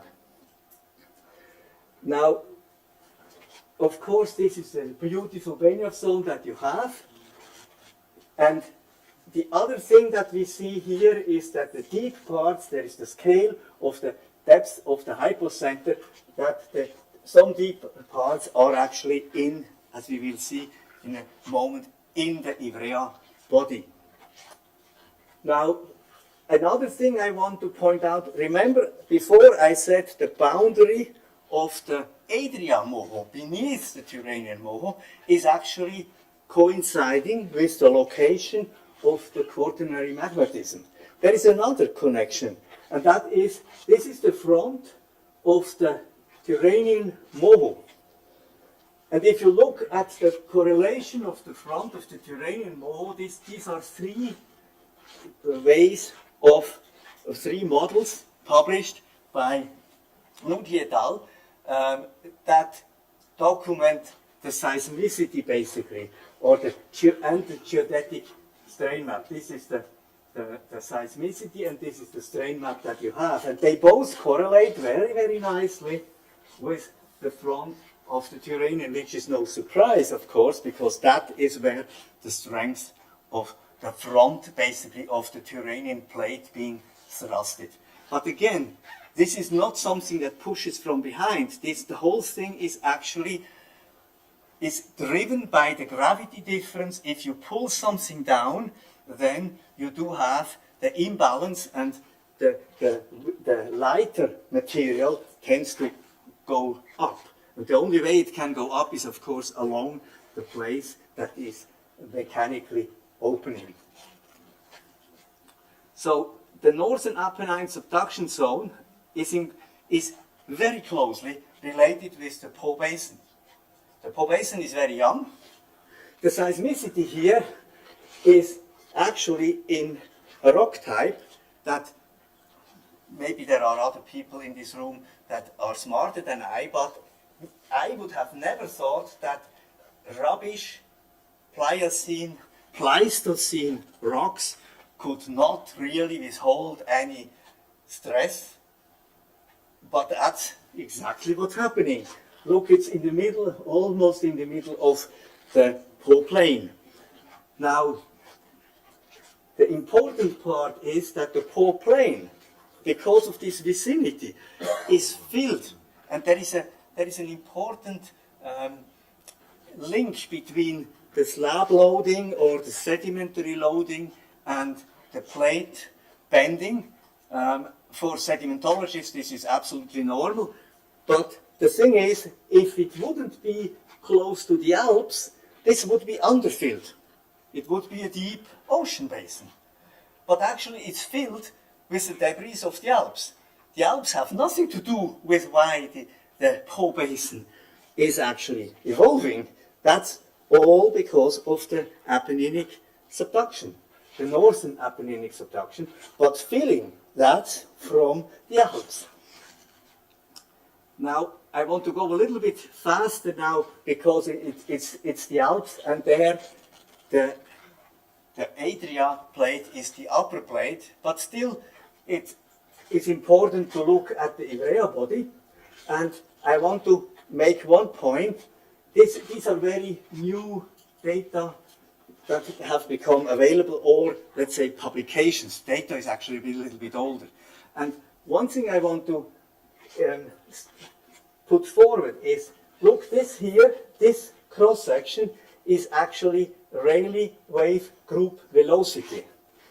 So it shows that the data that we can collect, if it is highest quality, you actually have a very good way of having totally independent data. This is all surface waves, of course, while The other thing here are local earthquake tomography, so body-based.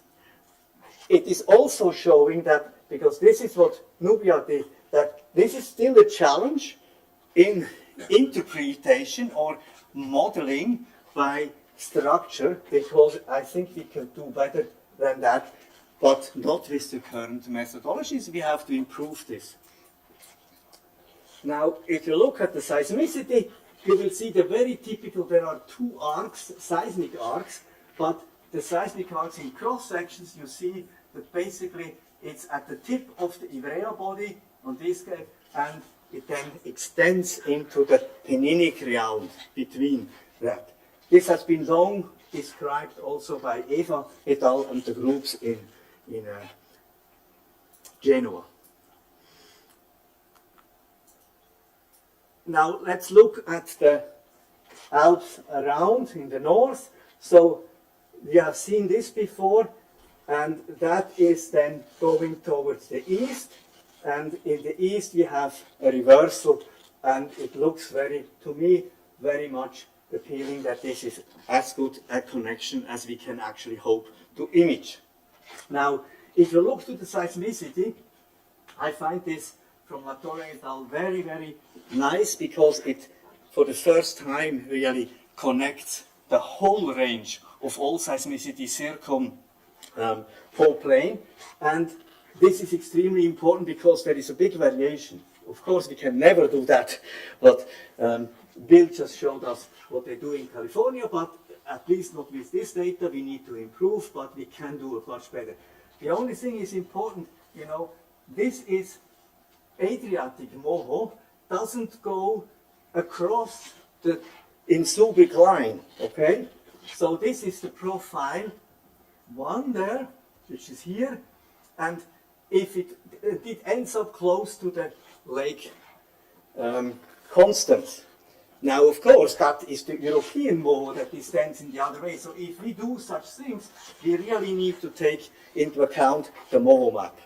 Otherwise, we are thinking of summarizing seismicity from the wrong plate. And the same goes, of course, in the other direction, where there is no European Moho. The European Moho is not coming south all the way to Venice. Okay? So it's a big thing to, if you want to do within these orogenies, you need to, seismotectonics, you need to have the Moho as a guidance. Now, in the northeastern corner, Adria is nearly as complicated as in the southwestern around Calabria, as these images show. So this goes from 30 million years, 20 million years, and you do see this is the slab that at present we do see here, and how it evolved. And it evolved basically from the dinarites into this situation with the slight rotation of Adria, that it's now has been underthrusted. And the slab can, of course, easily go there for various reasons. There are plenty of models and plenty of tectonic reconstructions published, and you could start with that or later ones. Now, the Adria slab beneath the northernmost dinarites it's Adriatic, but it actually ends very far in the northern dinarites. You do see here, this is 80 seconds surface waves and 120 seconds, and you can compare the signal that you get for Calabria with the signal that you get for this slab in the northeastern corner. Now again, this is just the existence. The other thing is the connection. There is no other slab visible beneath the northern dinarites. And this is also from very recent publications. You see the dinarites, there is no slab. Of course, these are very global models, and there is a lot of difficulty to see details. It's impossible. But we do have also the Menicelli et al. Crustal structure, and you do see here the nice bend of Adria on either side, beneath the Apennines and beneath the Dinarites, it's descending. But there is no slab attached nowadays anymore beneath the central Dinarites, and you do see that in the image up there between 3b and 4a, there is a gap. And this is the gap that I was talking about. Now if you go to the Hellenites, there is a nice reconstruction, also paleokinematic one, that of the active subduction-related Hellenic volcanic rock. So this part here, the subduction, this is from 50 million years. It started out as a connecting part. That is what we know of so much. But in the end, it basically ends up to have progress much further here than over there. And I'm going to show you the reason why. The GPS shown near surface motions, they show that the Albanites and the southernmost, or the southern Hellenites, they are actually also pulled by the retreating rollback Hellenic subduction zone. So let's take a look at this. So here, that is the southern end of Adria, continental crust, and here we go into the Ionian Sea, and here you do see some cross sections where you see the Moho nicely descending and then the Moho jump, which is an important information, of course, to link anything that goes deeper there. And being a friend of Wim Spakman, I was lucky enough to ask him that he would go back and actually replot some of what one of his PhD students that I was co-tutoring at the time was doing in 2007, and that never got really published fully. And this is 120 kilometers and goes down to 250 kilometers. So again, 120 kilometers is just below the normal lithosphere, so basically we see slabs. And what I do here is I distinguish 4b and 5, because if you look at this slab 4b starts to fade out at 180 kilometers, and at 210 it's gone. There could be that this here would be a torn off part when it was still connected, but clearly the slab beneath the northern Hellenites, the northern Hellenites is attached to Adria, and it's subducting, but it's almost stagnant at the moment. So now let's finish up. We have made the round, and basically what's left is the Ionian Sea discussion here, and the two subduction zones. Some people reconstructed they have met each other, others based on sedimentary records and by reflection seismics, others say no, they are still distant apart.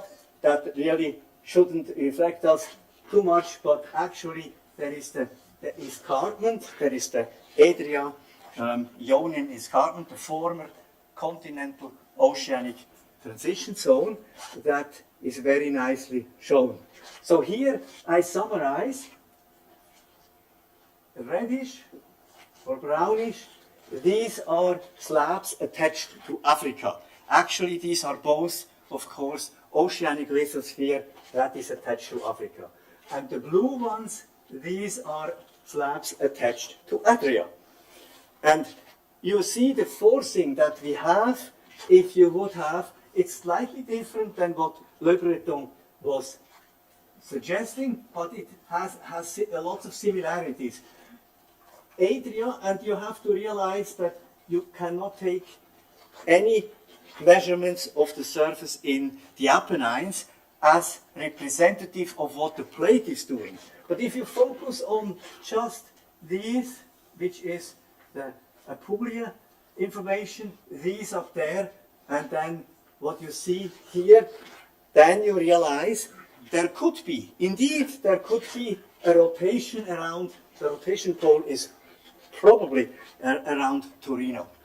And that is an old thing that has been proposed a long time ago by many of the tectonic people and geologists, and it seems that this is really nicely matching that.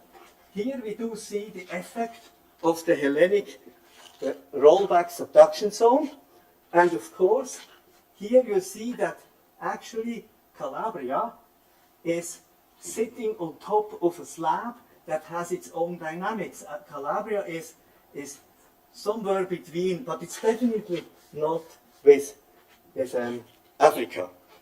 So the combination of these things, they will actually show that yes, these slabs, and here this is one of the biggest one to unknown, which is the most important in the north. This is the Adria slab, North Apennine Adria slab, that needs to be imaged, to be understood. So let me go to the, so this is what the summary remarks. One, then the two is, we need a 3D crustal model of VP and VS, definitely.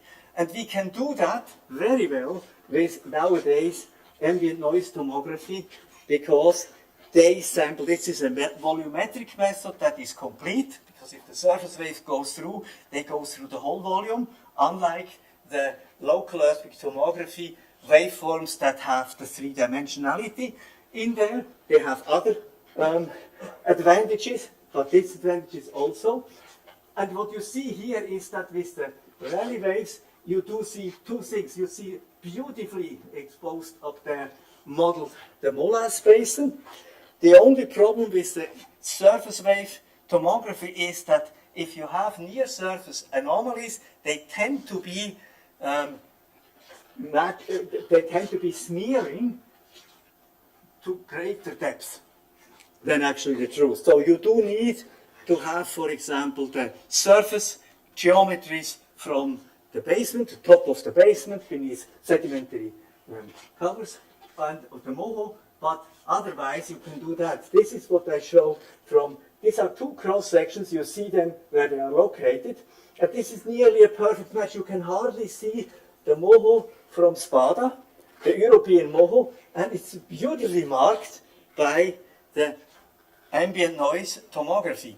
It's not always that easy. I mean, this is a perfect. I didn't only select that. You see here, sometimes if the data is not that conclusive, you cannot get it. But on the other hand, you also see nice the Molas basin again. So the combination of such MOHO maps based on receiver functions, on local earthquake tomography, and primarily on controlled source seismology, that we have lots of here, is of course a great thing to be complemented by such data. Then we need to go beyond the Adria. If you want to understand the Adria plate, you need to understand the neighboring regions. And for example, here, this is a cross-section that is going through, more or less showing the Ionian Sea. That's the Ionian Moho going down into the beneath Calabria, into the Calabria subduction zone. So that is clear why it's Adria, which is on the side here, is neither this Moho nor that Moho.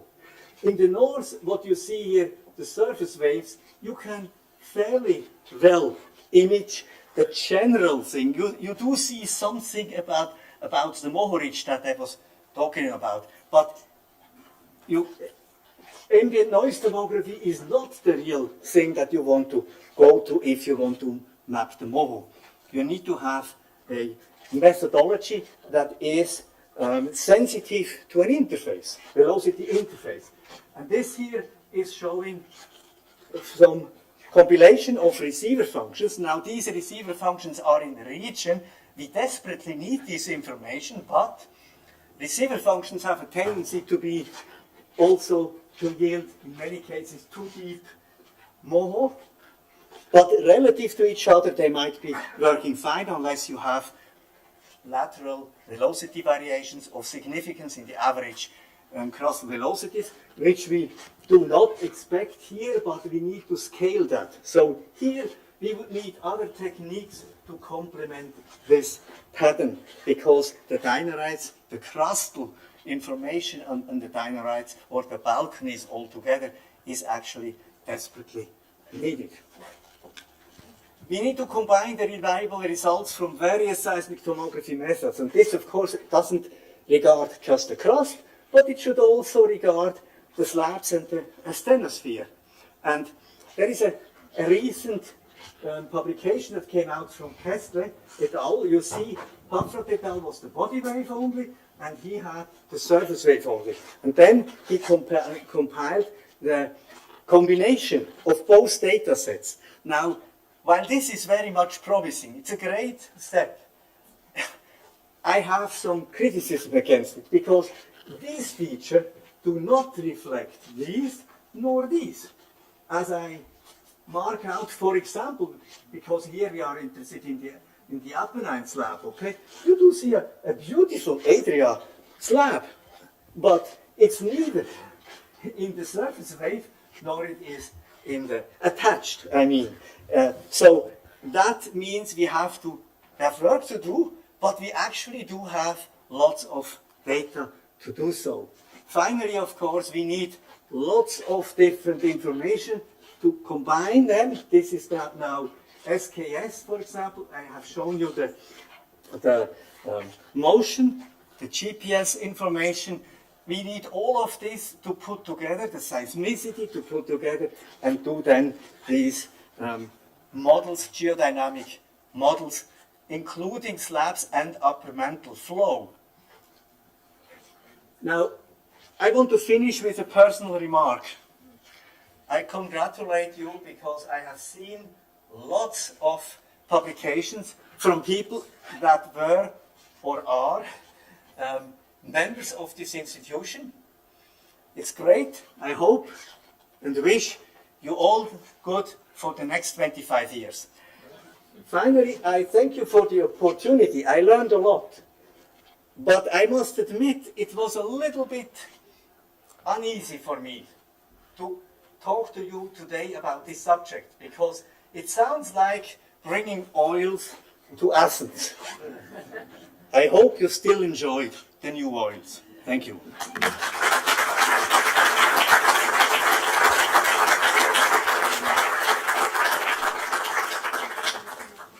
Thanks a lot, Eddie. This was really an interesting talk. You know, when I asked him when we invited him to write a paper on our special issue, he didn't know which topic, to write about. And I suggested, well, write about Adria, because I thought he was an expert on that. But he said, well, I don't know much, but I will study and I will write a paper. So he came up with this, all this thought and, all this interesting thinking. So thank you, Eddie. Thank you very much. So if you have any question, please do it. And for the people that are following the seminar online, there is still the link beneath the YouTube thing. I don't know. So just click and write your question. So we will ask the question to Eddie. So questions. Andrea. Thank you very much, Eddie, for the great talk and great review. I really enjoyed it. And congratulations for the work that you did. I have a question. I heard about, let's say, an international initiative in observational seismology centered on Adria. Of course, you know what I'm talking about. I was wondering about your view on about if and how it can contribute to the issues that you have shown us here. There's actually a second part of the question. You have shown that, well, one known problem of linearized tomography, essentially the dependence of results on the initial reference model. You have also shown that there are issues in inversions with using different data that give different results. So the second part of the question is about methodology. Now we can address, for instance, the problems of linear inversions with fully nonlinear inversion. So, what do you think is going to give more important contribution? More data or better methods for inverting the data? Well, thank you for the question. It's very well tuned on what is very nearly to my heart and what we wanted to achieve also with the ALP array. Okay, Adria array is a very great initiative, and it will fill certainly this need and opportunity that it will bring people who notoriously because they were led by the principles of the previous situation, not sharing the data of the permanent networks. Okay, we really have to do that, and this is the Balkans, and this is in the Eastern Europe mainly. Okay, this is to say that we have only learned in the Central and Western Europe to do this sharing also routinely, on a routine basis, and open it up for everybody basically with ALP array. Then it really spunk. Before I know, thankfully, to some of the people here in the room and to Zurich, we had a very good connection and started this between Zurich and INGV. But this is not something that should be bilateral, it should be all over Europe. And we have EPOS, and for this I'm really happy that they go as far as they can. Okay, I really hope that the outcome there is a data set that is made available to everybody, free. Doesn't matter if it's only in 2 years, that's fine, but we have to start. And once they are in there, they should not stop anymore, okay? The young ones should then convince the established people who didn't share that it's not hurting their interest, and that's the important part. So Adria array is certainly going very well in this direction, okay? It will take a while.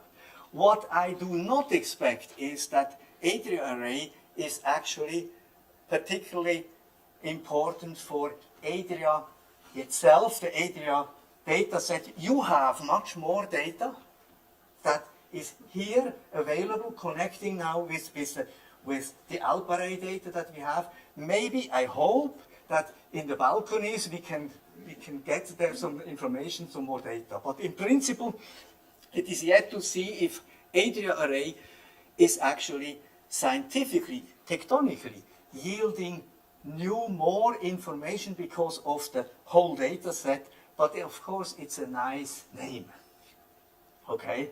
Because it attaches these people. I mean, the Serbs are not so much interested in the Alps, okay? So ALP array, one can understand that they didn't come. But they should now, and they do, hopefully continue to do that.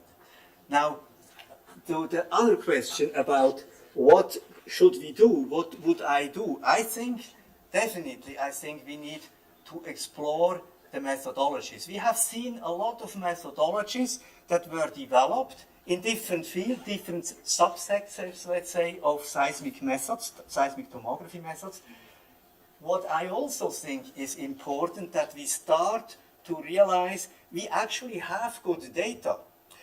But we cannot say that I can solve all data with controlled source seismology. Or I can solve everything with receiver functions.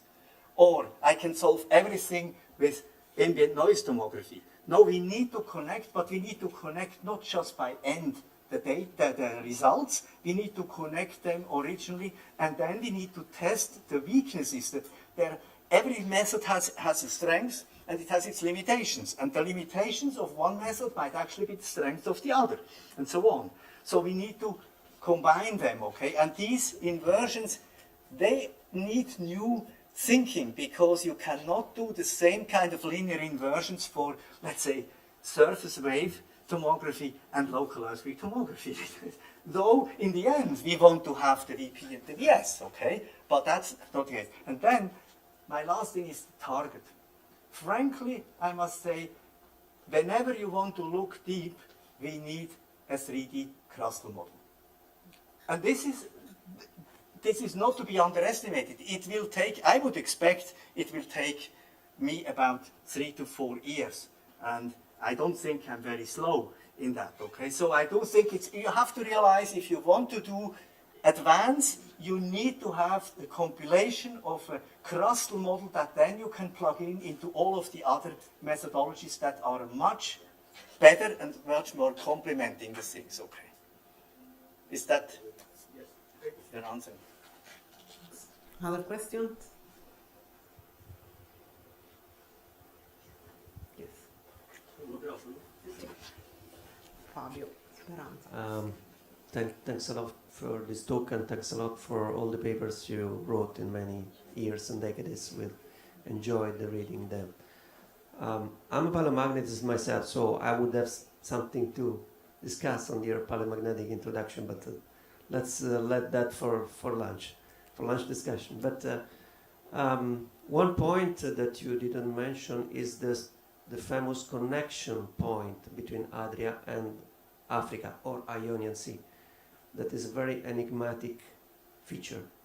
And so also what's happening, because Ionian as a part of Africa, it is clearly pushing Adria, because also the earthquakes, for example, in the Gargano area and so on, are consistent with an Africa-type kinematics or forces, but Adria is also behaving independently. So how can this happen? Okay. Very different question. Yes. Well, very well taken. I mean, I was quickly here. There are lots of shallow information about this escarpment and about the faults. Okay, so it makes a lot of sense. But you're absolutely right. It also makes a lot of sense if Africa moves like that and Adria has a component in this direction, then, or had. Today it's kind of different, okay? If you do this motion here, then you're lacking the motion there, okay? The difference between the motions within Adria nowadays, these are largest here and smallest there, okay? And so that is more or less showing us a rotation. On the other hand, we have, of course, the Apenninic, the near surface, and you have to realize that this is Turanian crust, okay, that is pulled in by simply the subduction forces. But one thing, if you have a plate and being it even that long, the strongest thing, if the plate is bent, okay, is in this direction. Thanks to the bending of the plate, we do have very clear the option, and for example, it could also be the mantle flows, you know, because you have these two things, that the mantle flow goes in this direction. That would actually be also. So you don't need the mechanically on the surface, but I agree with you, we do not see strong current faulting along that South Adria escarpment. But Adria has changed its mechanical stiffness dramatically because of this bending.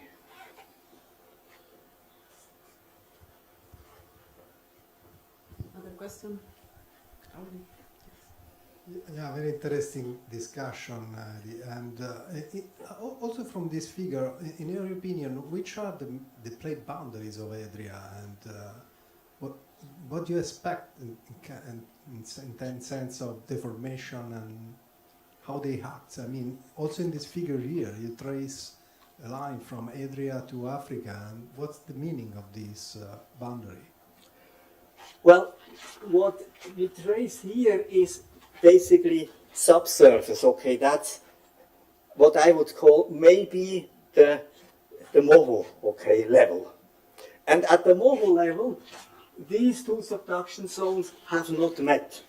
At the surface they have met, but at the model level they haven't, okay? So there is a potential, and this is an old continental ocean. The escarpment is beautifully exposed and measured, okay?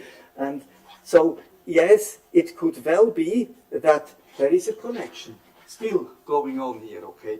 But mechanically, to have just from Africa going like that with such a, if it is huge like it was in the beginning, okay, then it's very clear. But how narrow it is, I think we definitely need to model the things, okay? But you need to model there the Ionian. You cannot take Adria, okay? The question is, Adria has a totally different buoyancy, okay? So, and the slab is not, this slab here is not attached to the Ionian anymore, as I showed. It's clearly detached, okay? So, what we see here, this part and this part, they are Adria continental, okay? But the connection is still possible there, and it's the oceanic. Okay, so if you are asking what happens, we should take into account these differences, the first order differences.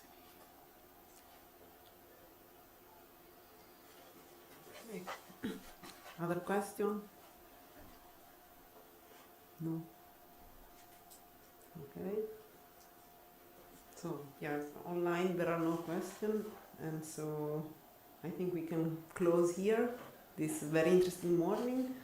So now there is a light lunch served upstairs, so you're all invited to join the lunch, and Eddie and Bill will stay here also tomorrow, this afternoon, but also tomorrow. They are all here around, so if you want to discuss with them, just I don't know if they still have a time slot available, probably yes, and so ask them a time slot. Thank you all.